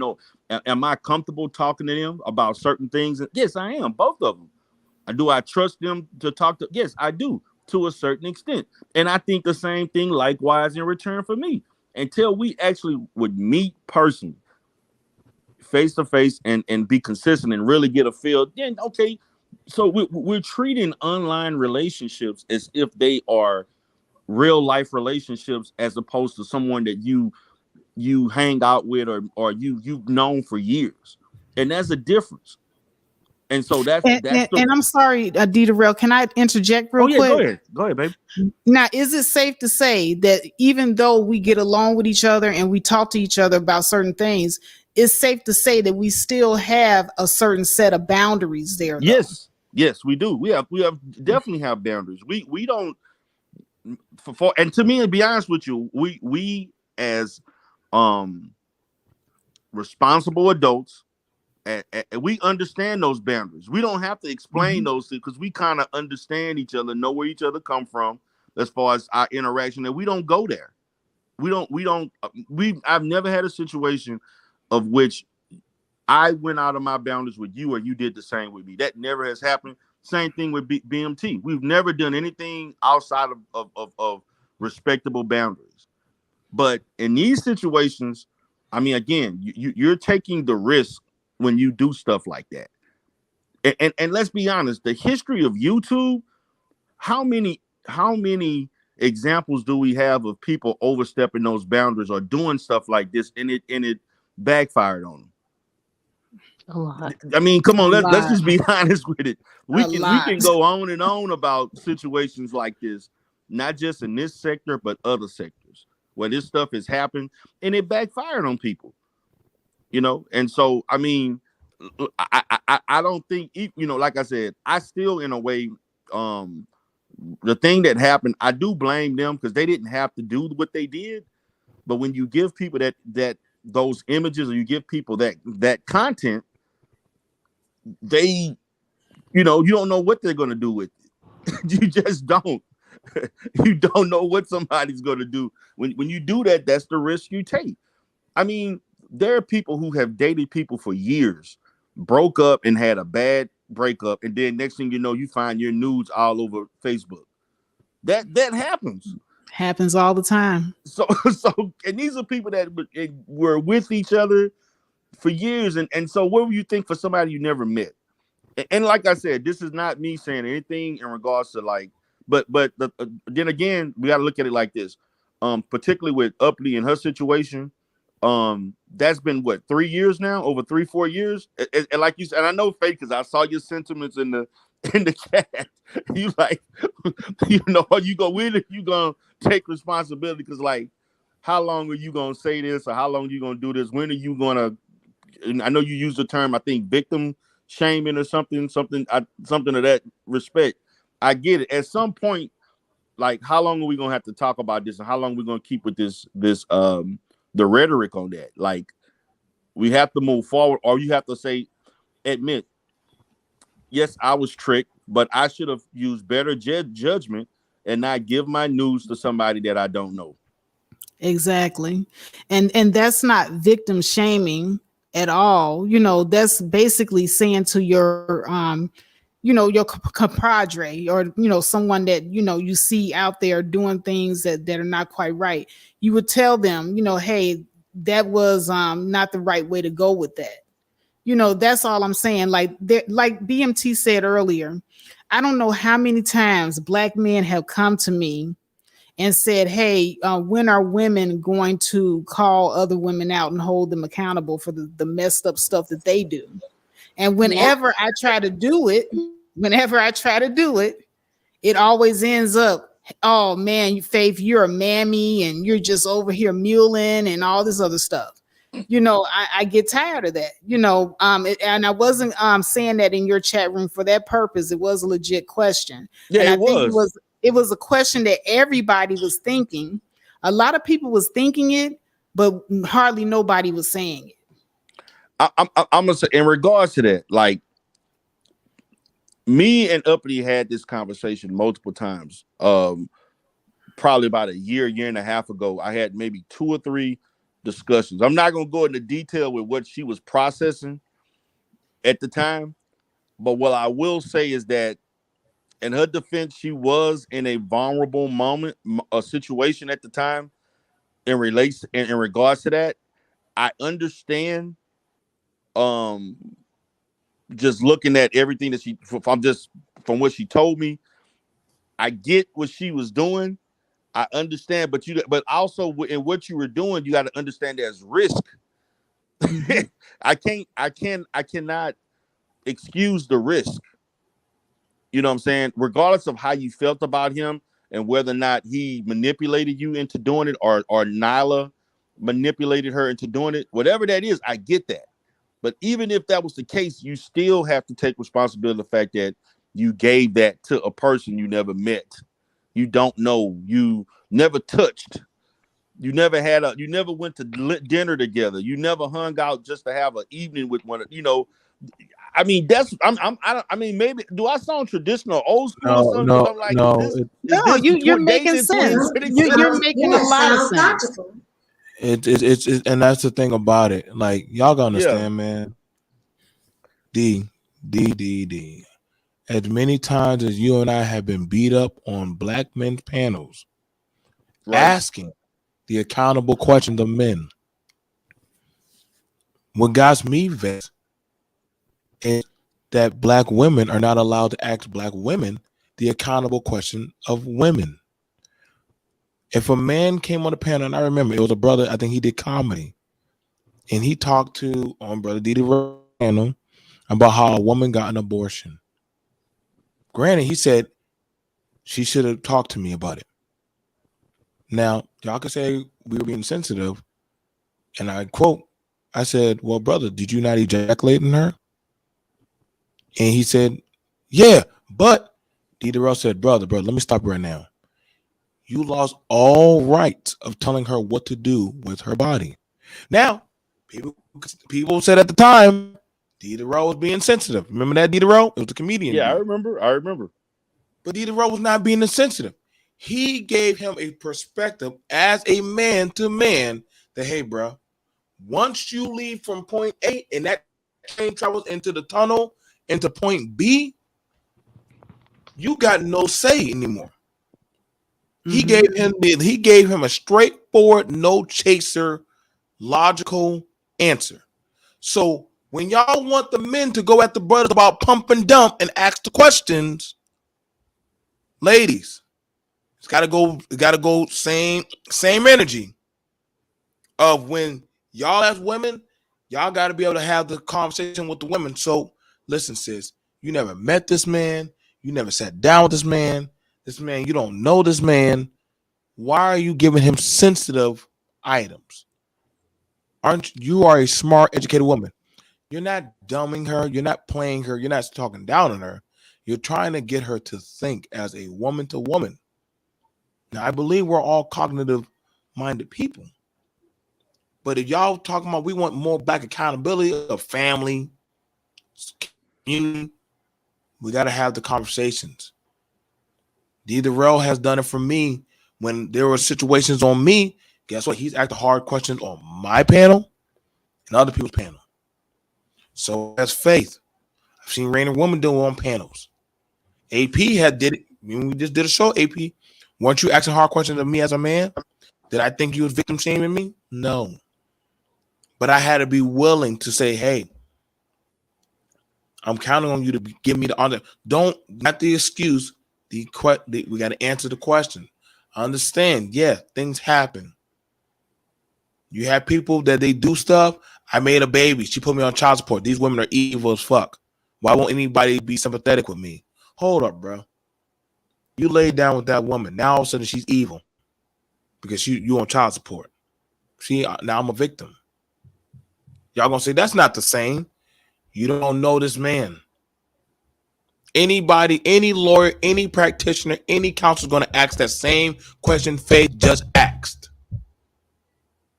Did you know this person? How well did you know them? Have you met this person? What's your relationship? I'm sorry, we want to ask that question.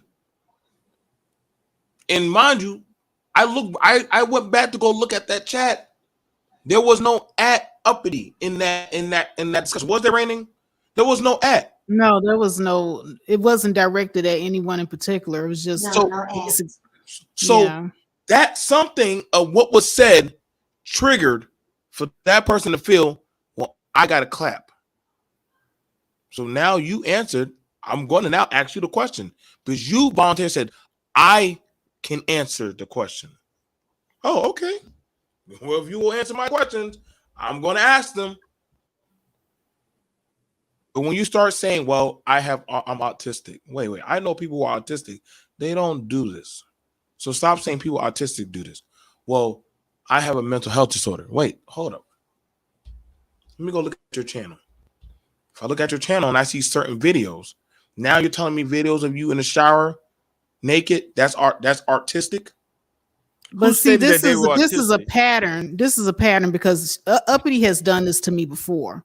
She has, put out her mental illness as an excuse as to why she do stuff. I need And to talk. okay, Get up, Jeff. like I said, I've dealt with people that have her disorder before, and I know when someone's trying to gaslight and manipulate me.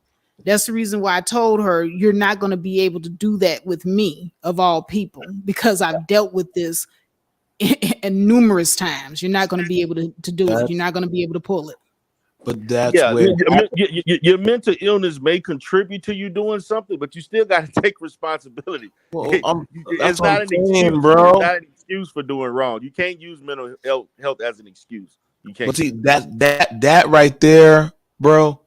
That right there is, you know what I'm saying? Like, that's what kind of that I can understand if we're dealing with somebody, which we know there are some people on YouTube who are mentally challenged.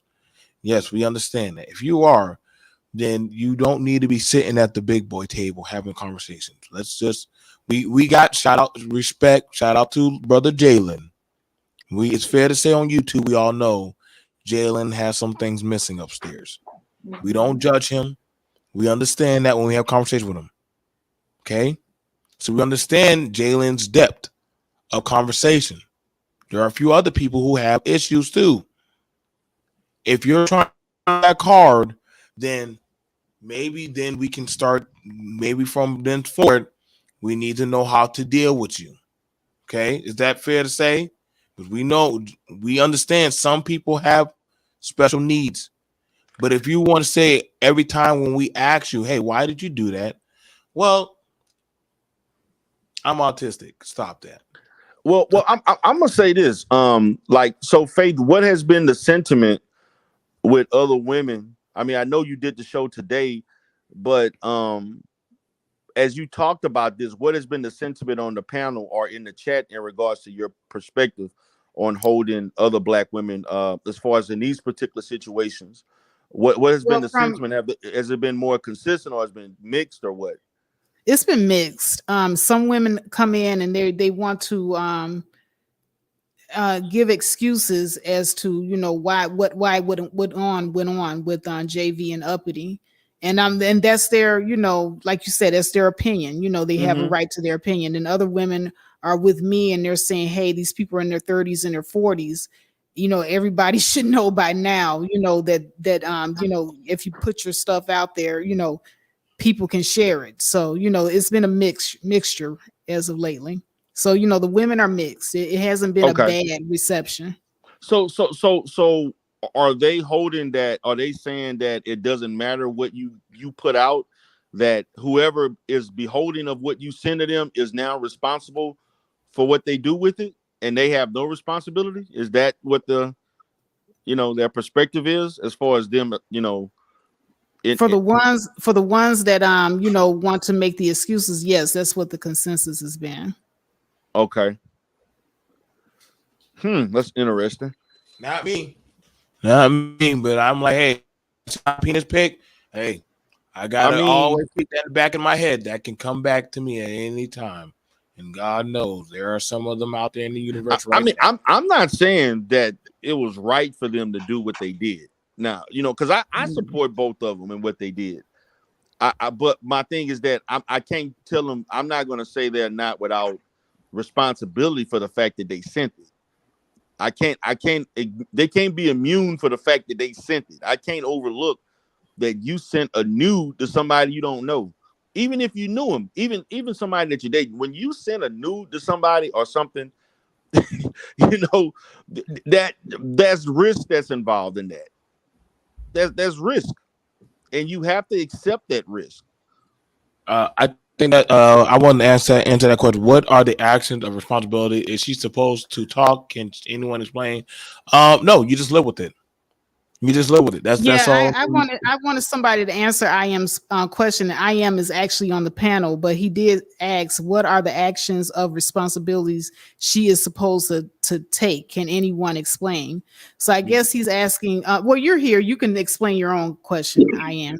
Well, no, because I keep hearing everybody use the word take responsibility for it and all this. So what responsibility is she supposed to take? Not talk about it anymore? The responsibility, not put out there that these people wronged her. Yeah. So I mean, what is one? Not just her, just period. I mean, okay. Let's just take it off of her, just period. So what responsibility in this case is one supposed to take if this happens? Okay. So the responsibility that she's supposed to take is that whatever the consequence it is, she has to accept the consequence. That's the responsibility. She has to accept the consequence that you made you made a decision to send your personal nudes, pictures or images to somebody else, and you have to accept the responsibility of whatever happens with that. Whatever they use, you're partially responsible for what they do with it. So if they put it out on YouTube or whatever else, you have to take responsibility that you gave somebody that did not deserve that level of disclosure. I mean that level of intimacy or regards to personal information about you, and whatever they do with it, you're partly responsible because you gave it to them. You know, just like say for instance, I'm gonna use my own profession. Just like if somebody sees me, they're trusting me with their personal information. I have to abide by HIPAA laws. Now, I can not follow them, but then there's gonna be consequences. See, we gotta look at the fact that you did what you did, regardless of if yes, you did it with intent for them not to do that. But the fact of the matter, you still gave them something that they shouldn't have, in my opinion, they shouldn't have got. So you're saying that if they misuse it, you are still partially responsible because you gave it to them. Okay, but you keep taking partially responsible mean what? What is the action one's supposed to take for being partially responsible? You're still not explaining to me. So basically, what you're saying I did explain it to you. I just told you whatever the what consequence. You're saying is she should just be. I told you whatever the so consequence what you're saying is, so I can understand is that uses. She shouldn't feel some kind of way. She should just accept that it's out there, go somewhere, and don't worry about it, and don't speak on it no more. No, that's not what I stated. That's not what I stated. No, that's not what he's saying. He didn't say that. So what are you saying then? What I'm stating again is that when you made a decision to give those photos to somebody else that you don't know, that this is risky behavior, you have to accept whether or not they use it, whether they used it correctly, whether they kept it secret, or whether or not whatever use that they did, or whatever way they utilized those photos, good or bad or whatever, you have to take responsibility for whatever way that they use it. And so I'm trying to understand. I'm trying to understand. You keep saying responsible. What is the responsibility is she supposed to do for as action wise? Is it a mental responsibility? Is it emotional, physical? What is what is the steps she's supposed to take to say I'm responsible for, or just say I'm responsible for this? And then, you take accountability for what you did to bring about the situation. So are we saying that she didn't take accountability? Now you say you spoke to her several times about this. Did she not take accountability for this action? I'm not going to speak about what we spoke on, but I'm going to speak in regards to what Faith encountered, because that's what we're talking about. When Faith had the discussion, Faith felt like let me know if I'm not correct, but you felt like she wasn't taking accountability for her part in that position. Is that correct? Yes, I think she totally was not being accountable at all, because she kept making excuses. When a person continues to make excuses for their portion of the action, I'm not saying the whole action was right, because Taz and Nyla was wrong for what they did. Yeah, but she's not taking any type of responsibility for what she did, and she's making excuses. Well, I'm autistic. I'm this, I'm that, she's making all these excuses. That's not taking accountability at all. Okay, so accountability to you is that what she should have went on her page and said, I was dumb, stupid, I was my judgment was wrong. Yes. And She actually has done that. Huh? She actually has. That's what I'm saying. It's That's what taking I'm saying. yes, That's it's what I'm taking talking about, accountability. accountability. That's what I'm talking about. So I'm trying to figure, is it something else different? I understand Faith saying that because she didn't know. She didn't know when she engaged. She didn't know the history. She didn't know all that. But for Dita Rail, who know her, who was here around 4 years ago, telling her to take accountability, I'm trying to figure out what more accountability did she got to take. The accountability, okay, the accountability of admitting what she did wrong, and this would be a learning. This can be a teachable moment or a learning experience, not only for her or for others who are contemplating doing the same thing. Right. Exactly. And to not and to But she so did that 4 years ago. So she got to keep doing it every year. It comes up where she's not even. Well, like you said, I'm a new person in the situation, and I get introduced to the situation, and I ask the question, and she's making excuses. It don't sound like a person that took any type of responsibility. Well, like I said, I just think that was a fact that it's been going on for 4 years. So she probably figured that you knew, or maybe you knew, or whatever, because it's been like every other year it comes out. Am I not correct? Somebody else brought this out like 2 years ago. It came up. It comes up all the time. So, it comes up every year. Hold on. So let's look at this. Hold on, let me show you this. Hardcore Tito, perfect example. Right? He was in the space. Okay. Often people bring up his stuff all the time. He served his time already, but people keep throwing it up right back in his face, like, "Yo, bro, you a sex offender. You a sex offender." And what does he say? How many times y'all gonna keep bringing that up to me? How many times y'all gonna? He keeps explaining. People don't give a shit. We're gonna just keep bringing it right back up.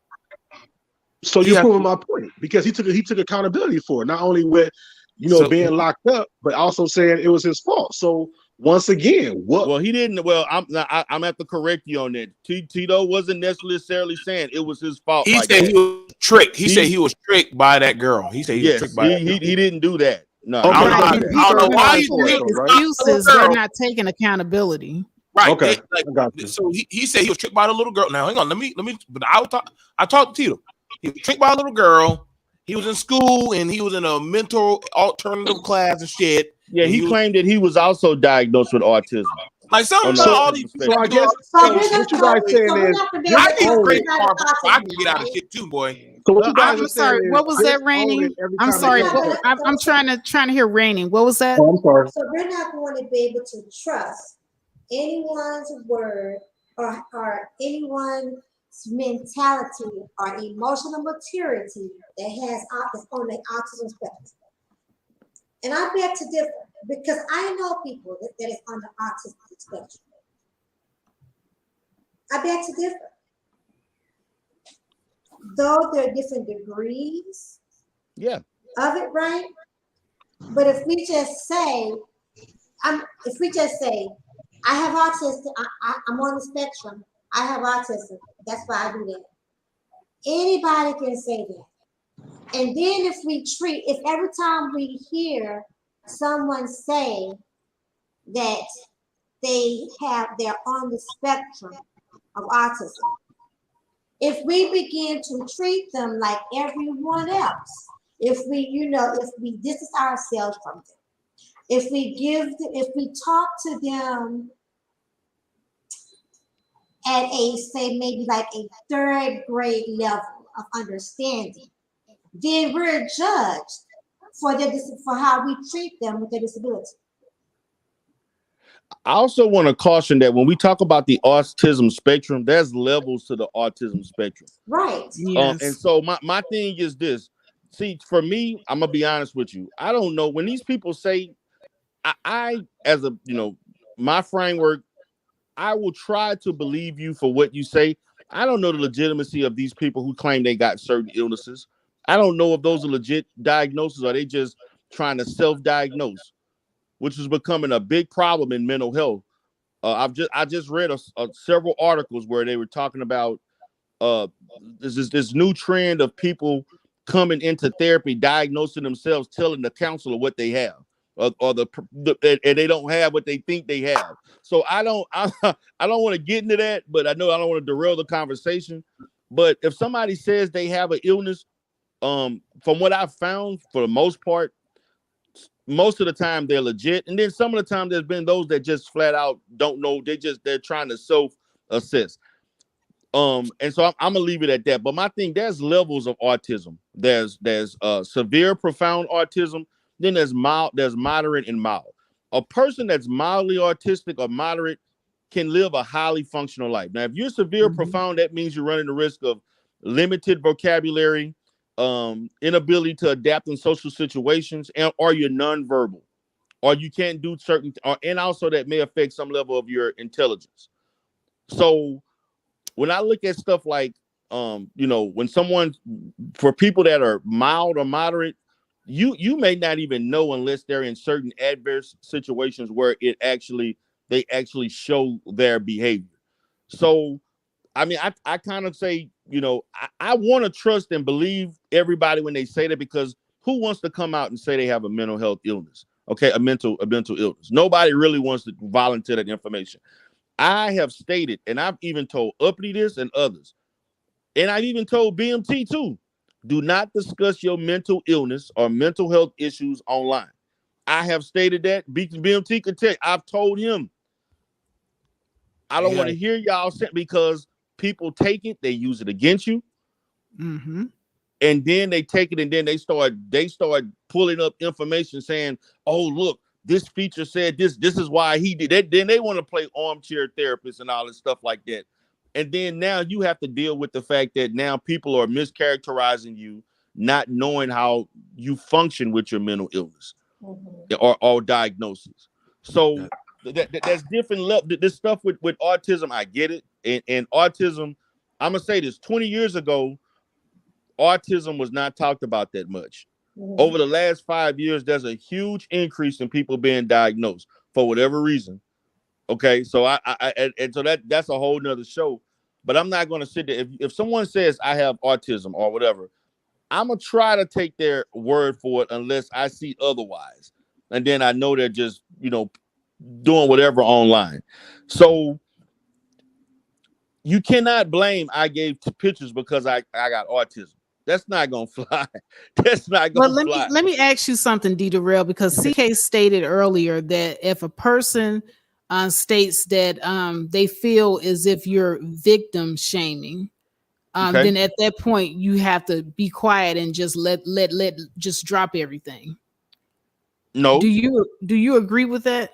No, you don't have to drop anything. I mean, if somebody, are we going to allow that to be the out for them every time something gets adverse, or you hold somebody accountable?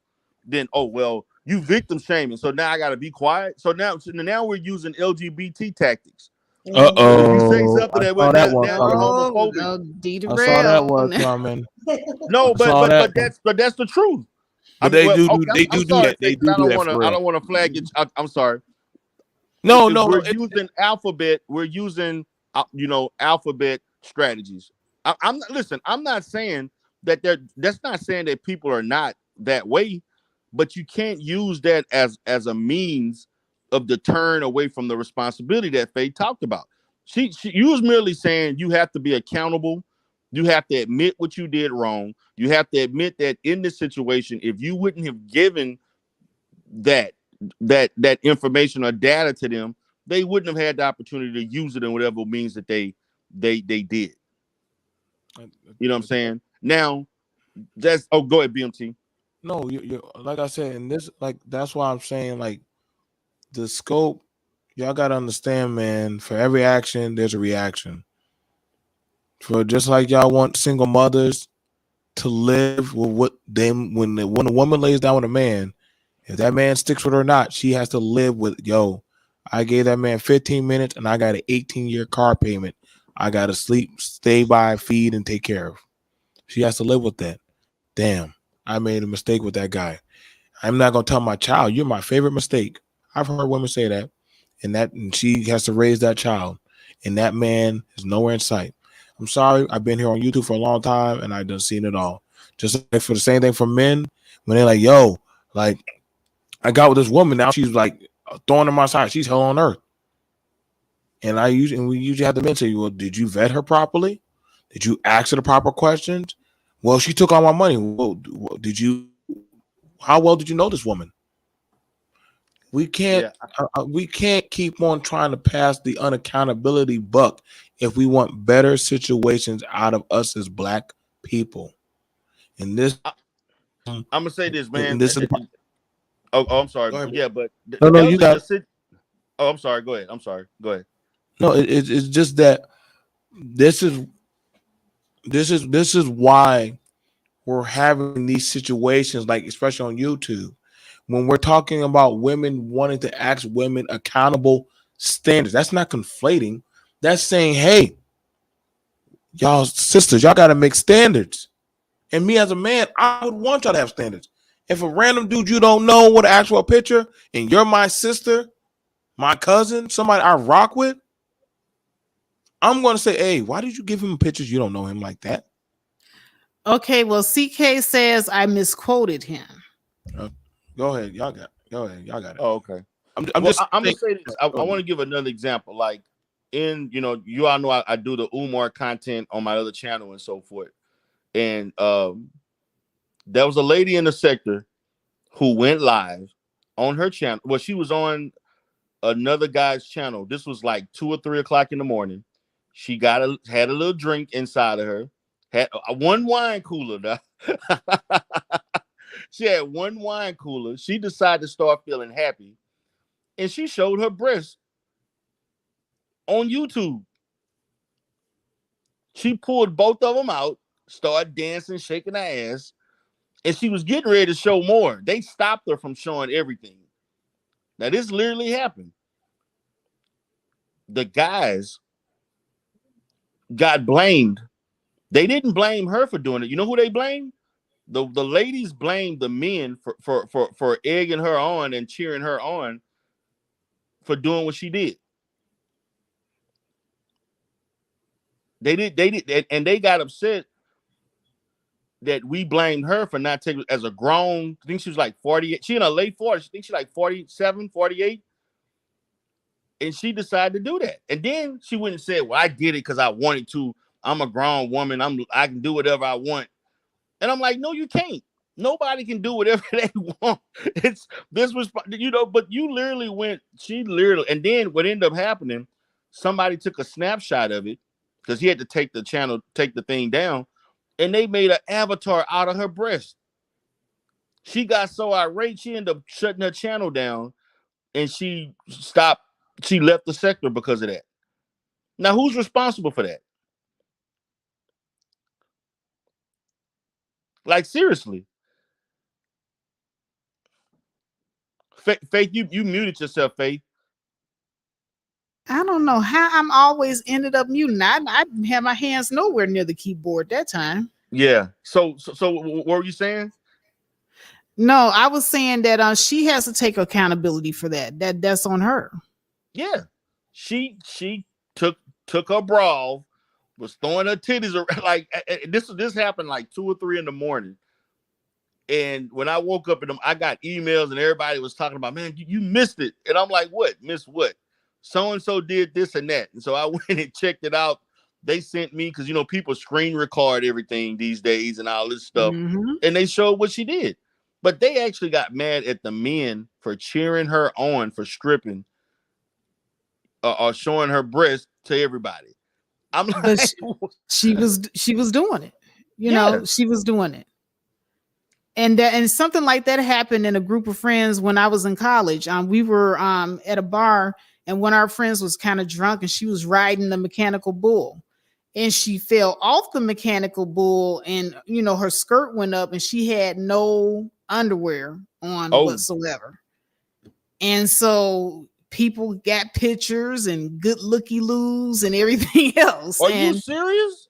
Yeah. Oh wow. Yeah. Wow. And so some of those pictures were like kind of gravitating around the college campus and everything. And she was angry. She was livid about it. So, there are certain things that happen that you have to take personal accountability. Now, were those guys right for doing that? Absolutely No. not. Yeah. And I think two of the guys did get caught and expelled for passing those pictures around. So And they should have. that should They have should. happened. Yeah. But she had to So understand she had a hand in. I mean, I don't know why she would be out in a public place like with. I mean, hey, I can't tell nobody how to carry themselves in public, but being that you chose, maybe that's what she does daily. But you do understand if that happened, you chose to not wear underwear. Nobody told you not to wear underwear. You know what I'm saying? So, I mean, that's a personal choice thing. But damn, okay, well, I had given CK the opportunity because he said that I lied on him and misquoted him about something you that lied I on asked them. D. Darrell. Yeah, so I gave him the opportunity to come up and correct me if I'm wrong. He has not come up, but he's still in the chat room, What's going typing on? away. What's going on with you and CK? I haven't done anything to him. Okay, nothing. Faith, you just He rubbing he, everybody the wrong he way gets like tonight. this. He gets like this. Faith, you 2 for 2 tonight. I know, right? I cannot win for losing here. But no, the question that I had asked you, I thought that I heard him say, and anyone correct me if I'm wrong, because I'm mishearing him. Mm-hmm. But I think I heard him say that when Uppity told me that I was victim shaming her, he said at that point I should have let it go. Yeah. Yeah. Okay. I mean, you could have. You chose either way it go. I mean, you are I would say entitled to respond.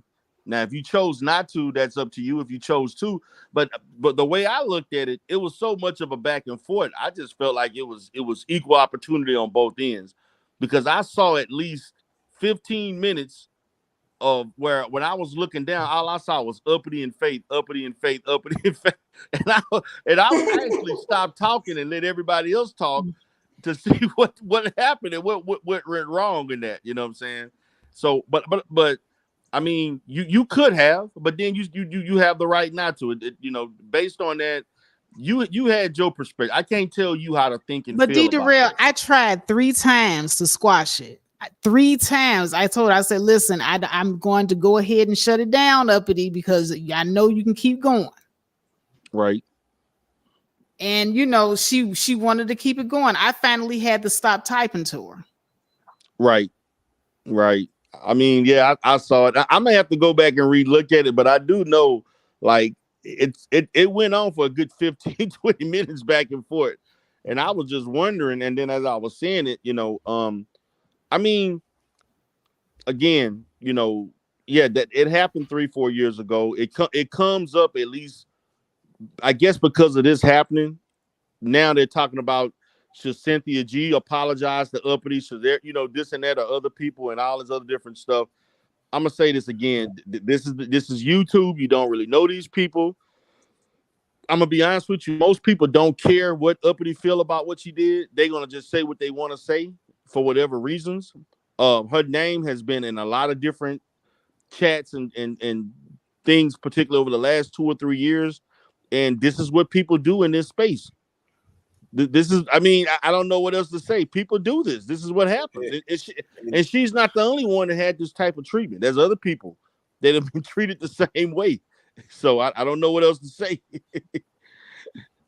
I'm not saying it's right or wrong. I'm just saying that's just part of what you do when you're a content creator. There's certain things you have to deal with.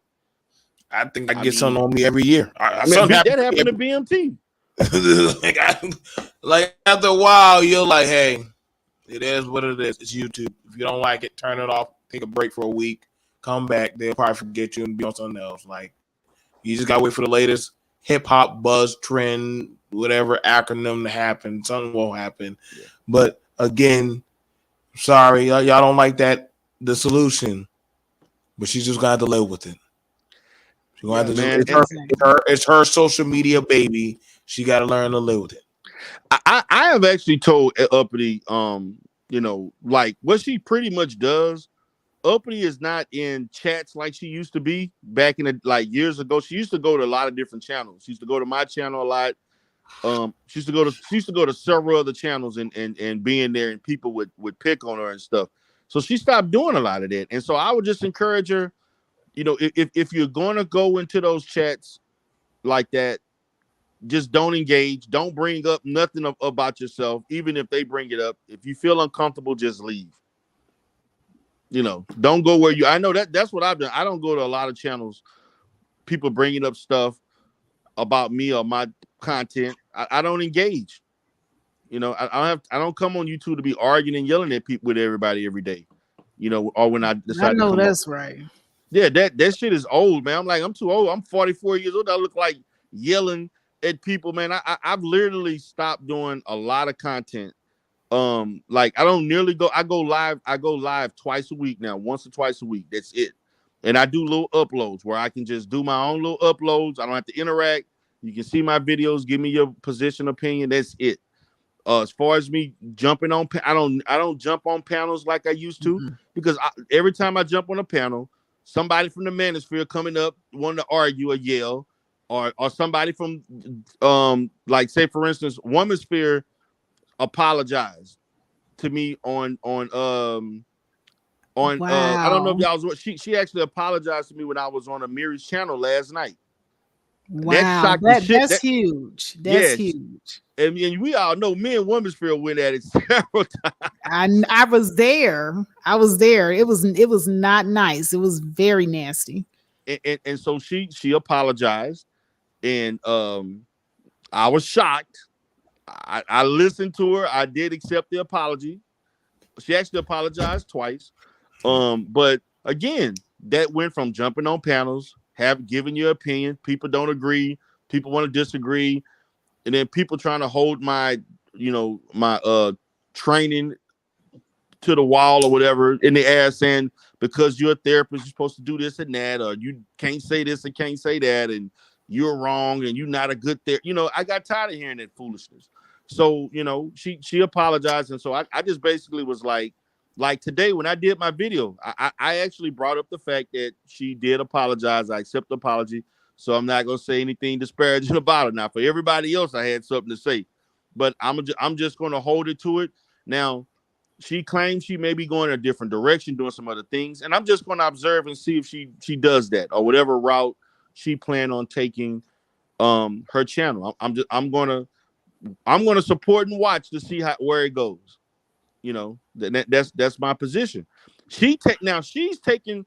I know a lot of people may not think it's genuine, but she is actually going around taking responsibility for stuff that she did. Now, some people say it's not genuine. Some say it is. Time would Well, tell. that's the thing that I do admire about Womansphere. Yes. Now, all the stuff that she did, she said, she apologized to JV. She was like, hey, JV, I went in on you with Taz and Nyla, you know, hey, I'm sorry. She owned up to that. She owned up to a lot of stuff, you know, that she did. So, you know, I would say kudos to her because it takes a big person to admit when they've done something wrong and take responsibility.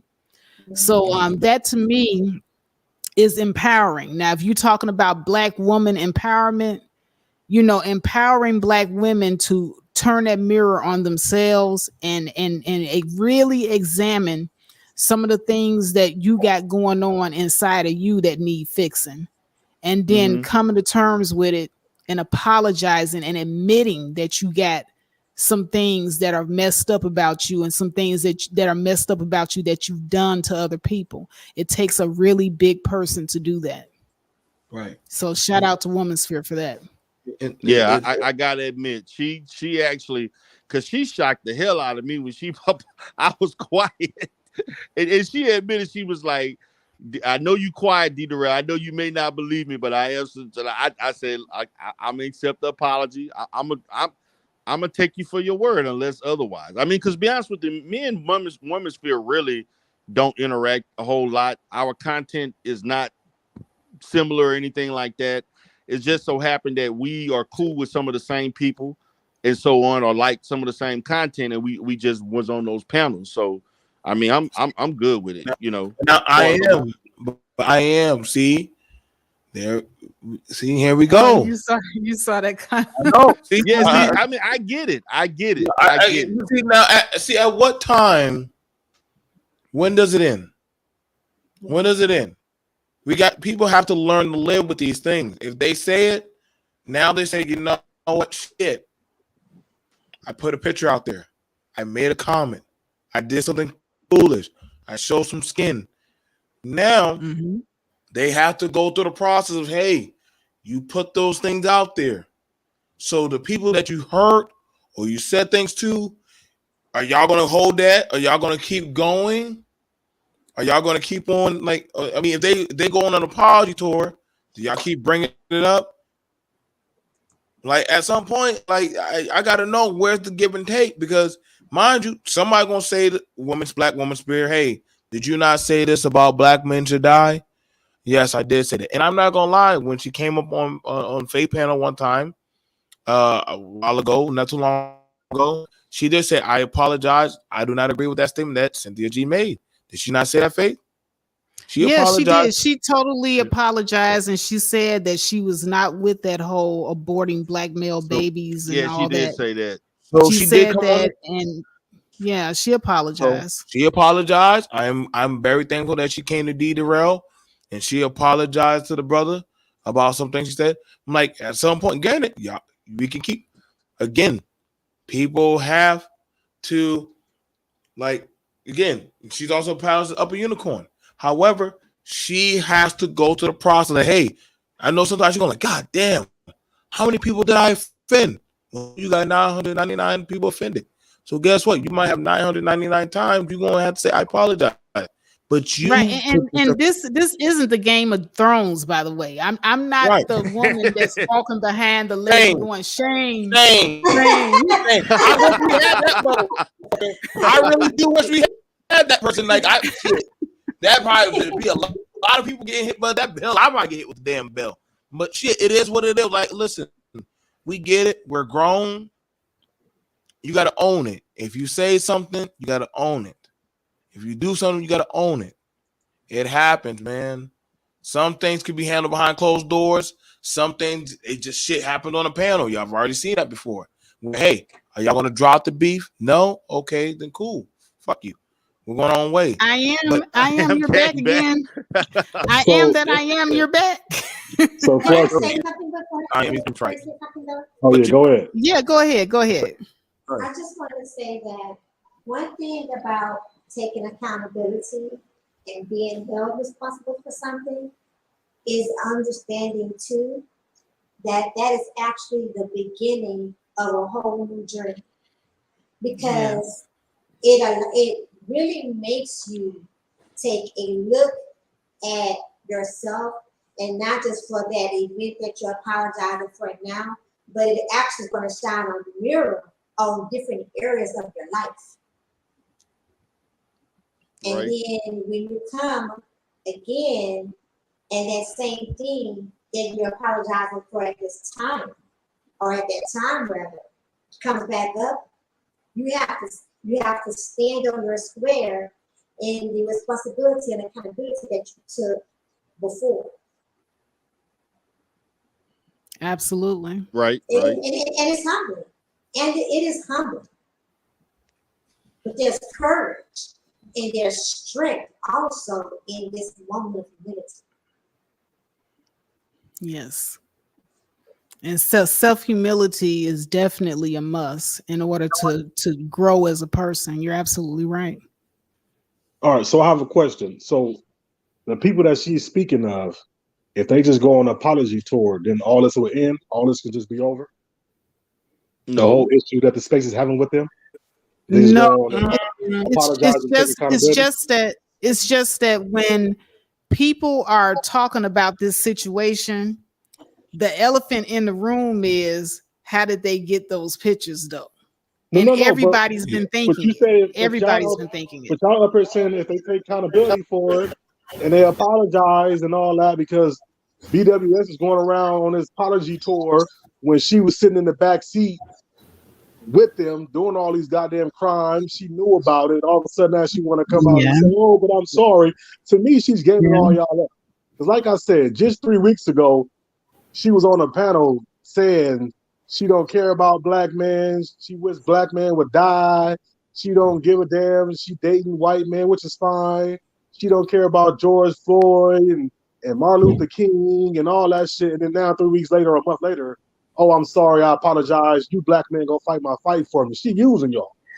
Like, Yeah, you you know what? Now you said she's using y'all. I She can't using y'all. gaslight you on that. I can't gaslight you on that because That's why the Women's Sphere does y'all do make that. me She too does real. that. She no, but what I'm does. saying is, but now since she on apology tour, it's all is forgiven. So can I'm gonna just say, so can Taz and Nyla just go around and say, "Hey, I apologize. I take I don't care. accountability for it. Now let's just move on." Can they do that? You know, the thing You know about what? it, That's honestly, a good question. That's already happened. you know, honestly, here's the thing. Here's the thing. I say this to you, I am. Black people are the most forgiving entity in America. I will say by far. Yeah. You can do all kind of things to black people, and we'll still take your ass right back in at the cookout like the next week. Like, all right, come on back in, nigga. It's a thing that I know you may not, but we've done seen it happen. We done seen a lot of people do interesting things in these spaces and see them right back on the panel the next week. Like, how the fuck did this guy get right back? I could have sworn we banished him. You can't banish nobody in this space. We don't got the kind of power. Like, motherfuckers, literally, we done seen people say, well, let's get rid of Trailer Hood. Trailer Hood is on a goddamn black men's panel, chalking it up with them. And I'm like, well, shit. Facts. Bet y'all cool again, huh? Then after that, they'll That's be over on all another he place. said. And then after all, and then I done seen it where motherfuckers, some damn women have done and said and scammed the fuck out of black women. And somehow the women are still chopping it up. Hey, let's form a coalition. I'm like, well, goddamn, well, shit. But Jesus, okay, let me. Can I say something from a woman's point of view, though? With somebody that actually likes Women's Sphere's content, I don't know. Like it's kind of like, man, you know, it's like you listen to her content and it's like, yeah, you know, get it, girl. You know, this is exactly what I've been feeling. I've been waiting on somebody to say it, and then like I am said. A week later, she'll be saying something, you know, totally different. And it's like, wait a minute, I was just with you a week ago when you were saying this.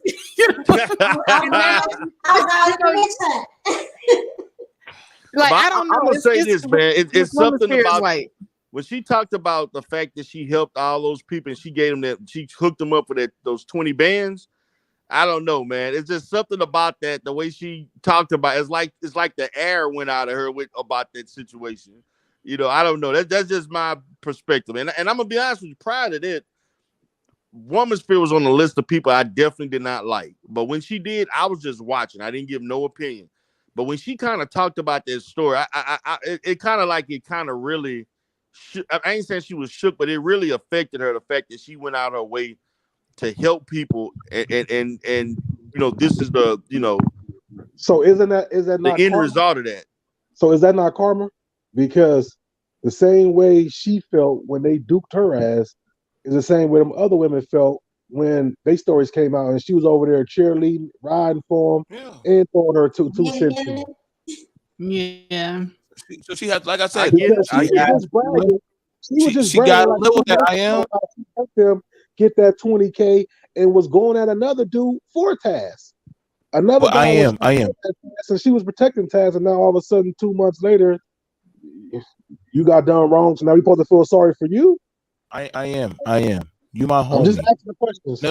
You asking a good question. I am. You asking a good question. Just like the those are valid questions. Those are valid questions. Just like the B1 has a name. Doesn't the Viper Pit have a name? Aren't y'all known as a title, the Viper Pit? Aren't y'all known for going at people? Yeah, and what happened? People didn't like them. People didn't wait. But I'm saying people didn't like them. People didn't forgive them. But they didn't go on this "woe is me" tour, trying to gain friends and having people fight their battles. It's a difference.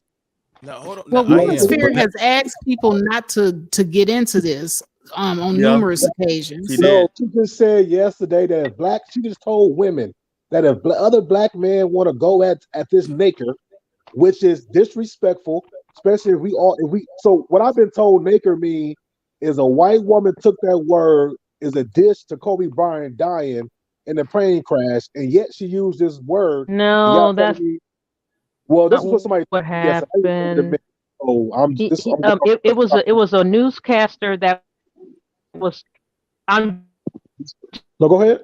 just one real, and she was trying to say Knicks and Lakers or something, and it came out Naker.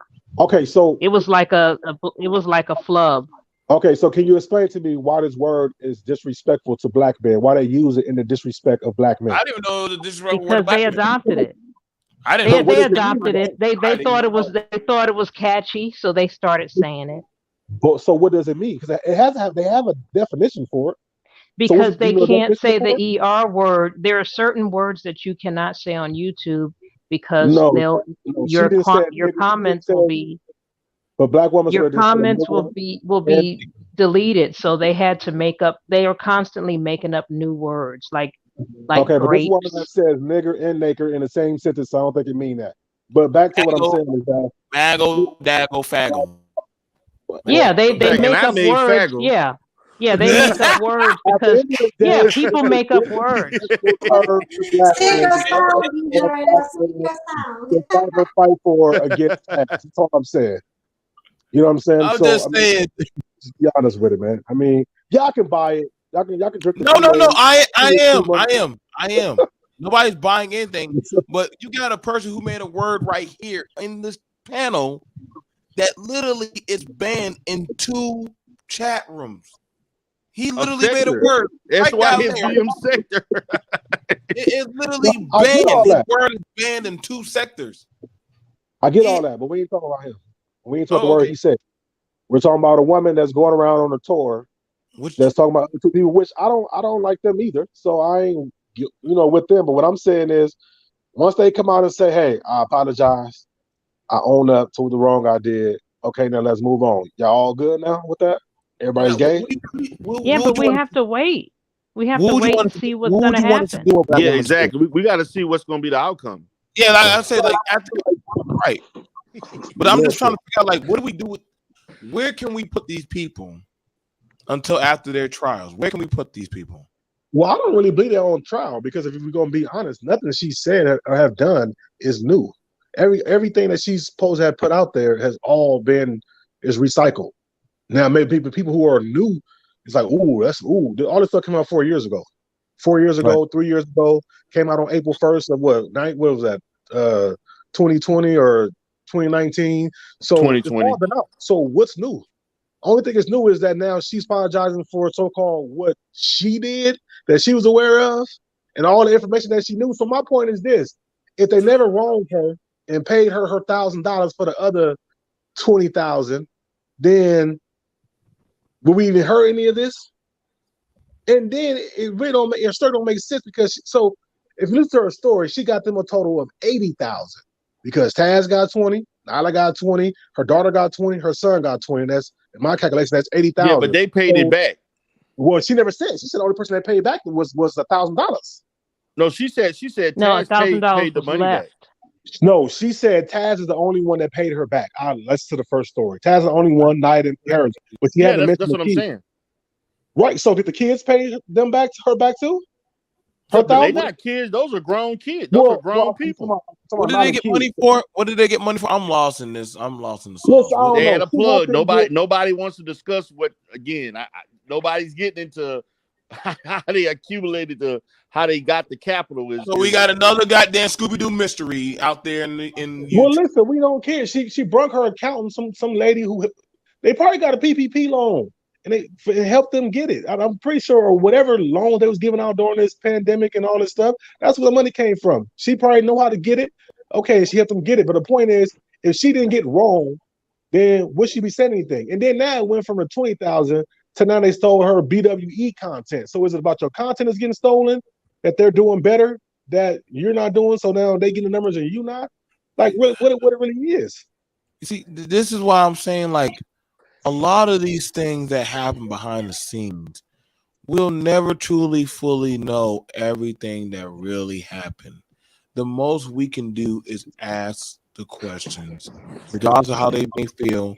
Like I'm curious now, like, whoa, there's money out there that got pushed out. Shit, I want. I'm like, and that's fair. Like, I get it. You know, she's apologized to me and didn't do some fuck shit on Bomb Cherry panel, and I'm like, bitch, I knew your true colors would come out, and then came back again and said, "BNT, I'm sorry, no, you ain't, bitch." Well, whether you expect it or not, I'm gonna say what I gotta say, and I said, okay. I'm like, all right, cool. I trust you with a goddamn 50-foot pole. Think I give a fuck. I mean, hey, so I don't bother her. She don't bother me. Now, is she but I have to learn. We just learn to, hey, we share the same space. We don't have to get along. That's just it. Well, Just at the is. same time, I'm just like everybody's jumping on her bandwagon. Everybody's rooting for her. I don't worry. Promoting I'm her, not. putting Everybody her ain't out jumping there. on a bandwagon. Like, and they got a lot of people that suspect about what she doing. I mean, she getting support, but everybody ain't jumping on a bandwagon like that. They not. Well, I mean, of course, it's not 100%, but it's a lot more than it should be. Yeah, she even said it. She said she getting she got a lot of black male support. And she actually, be honest with you, she actually thought the women on the other on the B1 side were going to actually give her support that she didn't get. They're actually supporting Kaz and Nyla. Because I they don't that know don't even her. make sense. If anybody can explain that, I don't know how that came to be. Because they see a lot of these people must be new because they know how she came in here. How are you gonna say you support black women when you came in here trashing black women, doxing black women, putting black women business out there, getting them fired from their jobs and all that? She did that. She got black women fired from their jobs. She got black women possibly trying to put them back in jail for stuff they didn't do. So her past has been kind of unhidden. That should need to be uncovered. Bring that shit up because you basically out here accusing your accusers. I mean, you about basically out here accusing people for the same shit you was doing, and then you linked up with them and y'all was doing it together. Well, So I mean, I don't know what to say. you know what I'm saying? I mean, that just is what it is. But I mean, I'm just anxious to kind of see because it's gonna be the thing for 2022. So we're gonna see how this spins out, how this turns out in 3 or 4 months. But like BMT said, ain't nobody gonna leave this space. You can't get nobody out of here. So you're just making videos and content and making, more money, and fake police reports and fake suing and all that. And we'll just see what happens, I guess. But, Yeah. it is what it is, I guess. All So right. my Well, bad, Faith. I didn't mean to hijack your soprano with this. My bad. it's going on 4 hours, y'all. I am about to I fall know out. you look tired. I am about to fall out, D Darrell. But I want to feel go ahead and get everybody's final thoughts. I know that CK had to bow out. Even though he came back in the chat room mad because I mentioned his name in about a comment that he made. Not sure what the hell that was about, but anyway, CK, if you don't want anybody mentioning your name or mentioning anything that you spoke about on the panel, it is an open panel. That's why it's called open panel. Okay, honey. And what happens with the open panel is that sometimes, even when you're off the panel, if there was something that someone heard you say and they're curious what other people might have to say about it, they might bring it up even if you're not there. That's the nature of YouTube. All right. So did anybody have any final thoughts? I want to go around the room. I'm going to start with I am. What are your final thoughts?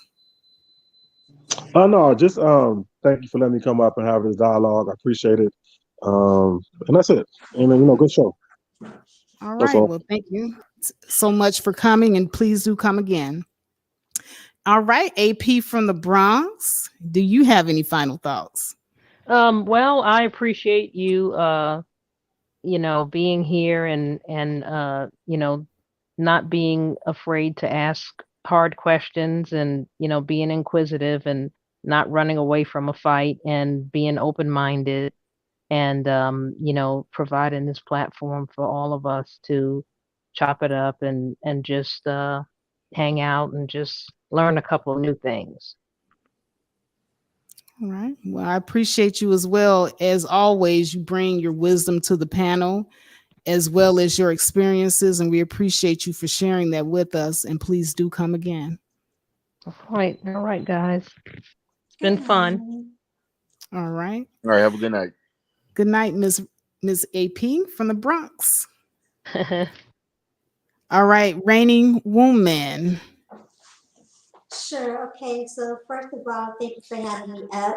And I just want to say that everyone's feelings are valid. Everyone's feelings are valid. Um, that's number one. Number two, taking responsibility and being held accountable. No one is exempt from that. And let's see here. Is that? Yeah, that's about it. Thanks for having me up. This is a great discussion. All right. Well, thank you so much for coming up, reigning woman, and please do come again.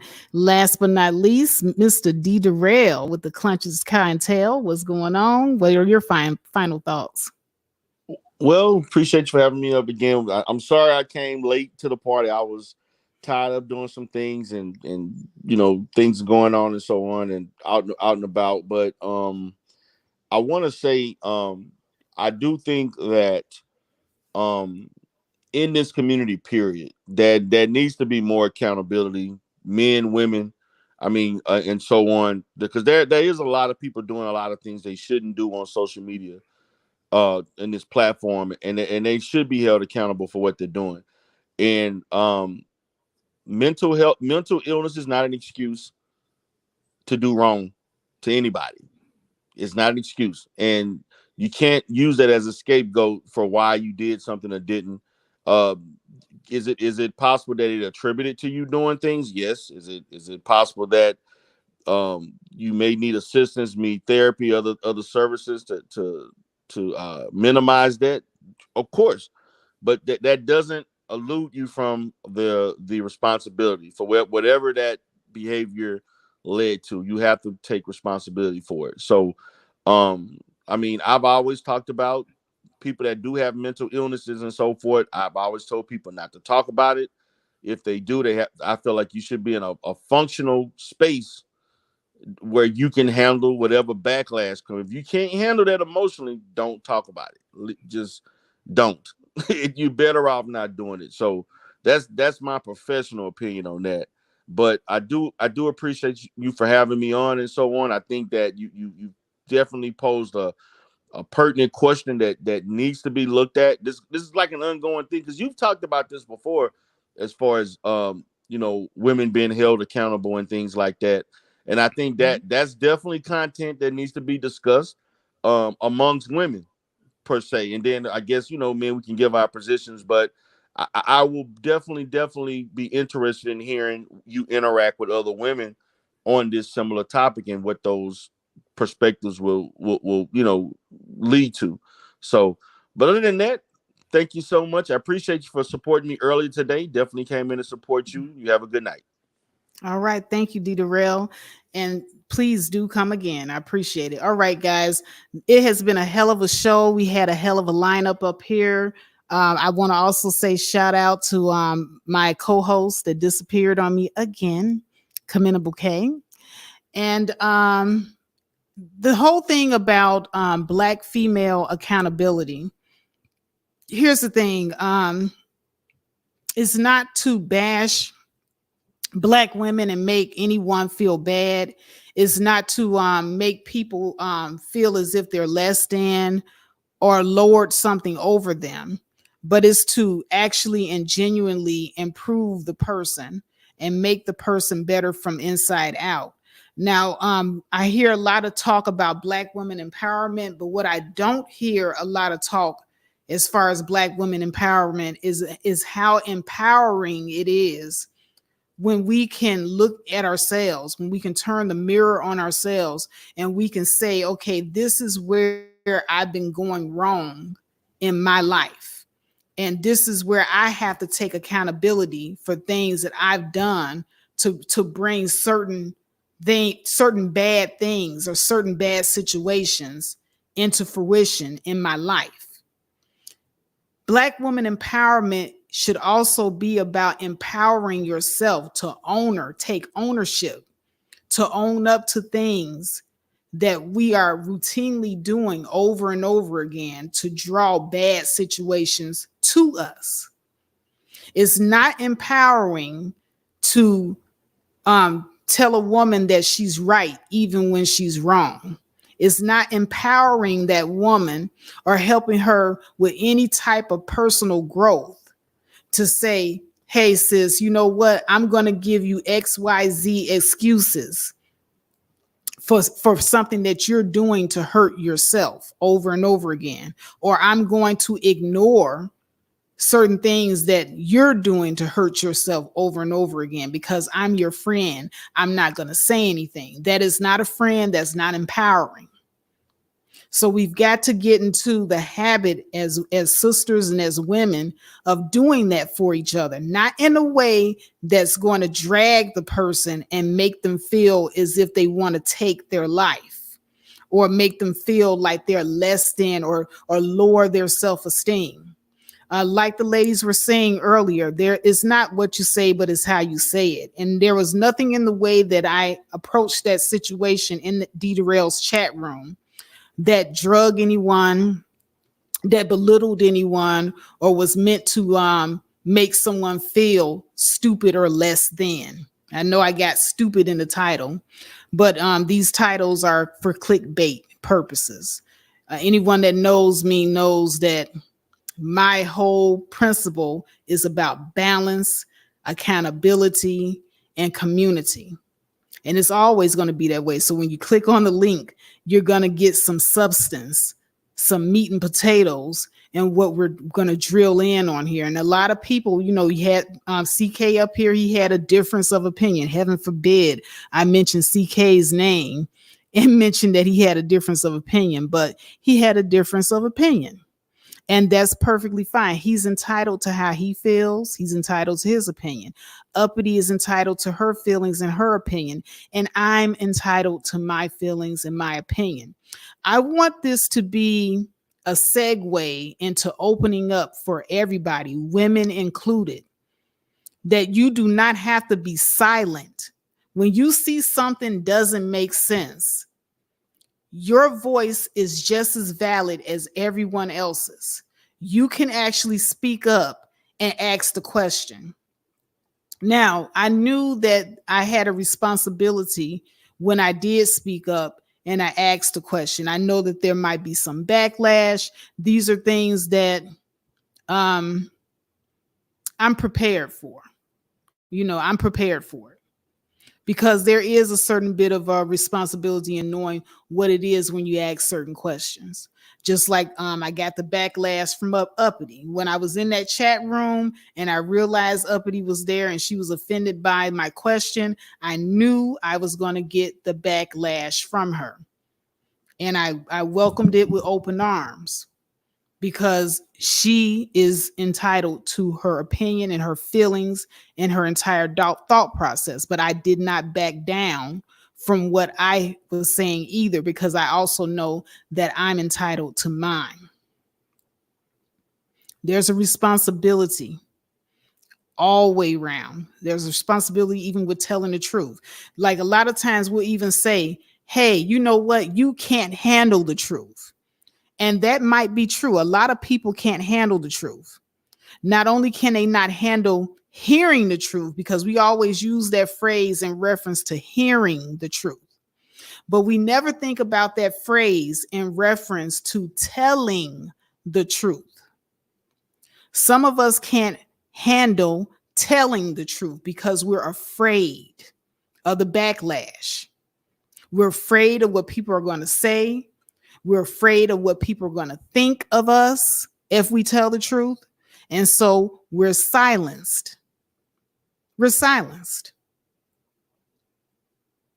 And I just want people to know that you no longer have to feel that way. This is the internet. And I know that there's this invisible line or this invisible shield that keeps everybody at bay, because nobody wants to hurt the other person's feelings. Nobody wants to lose favor with their favorite people online or their favorite content creator.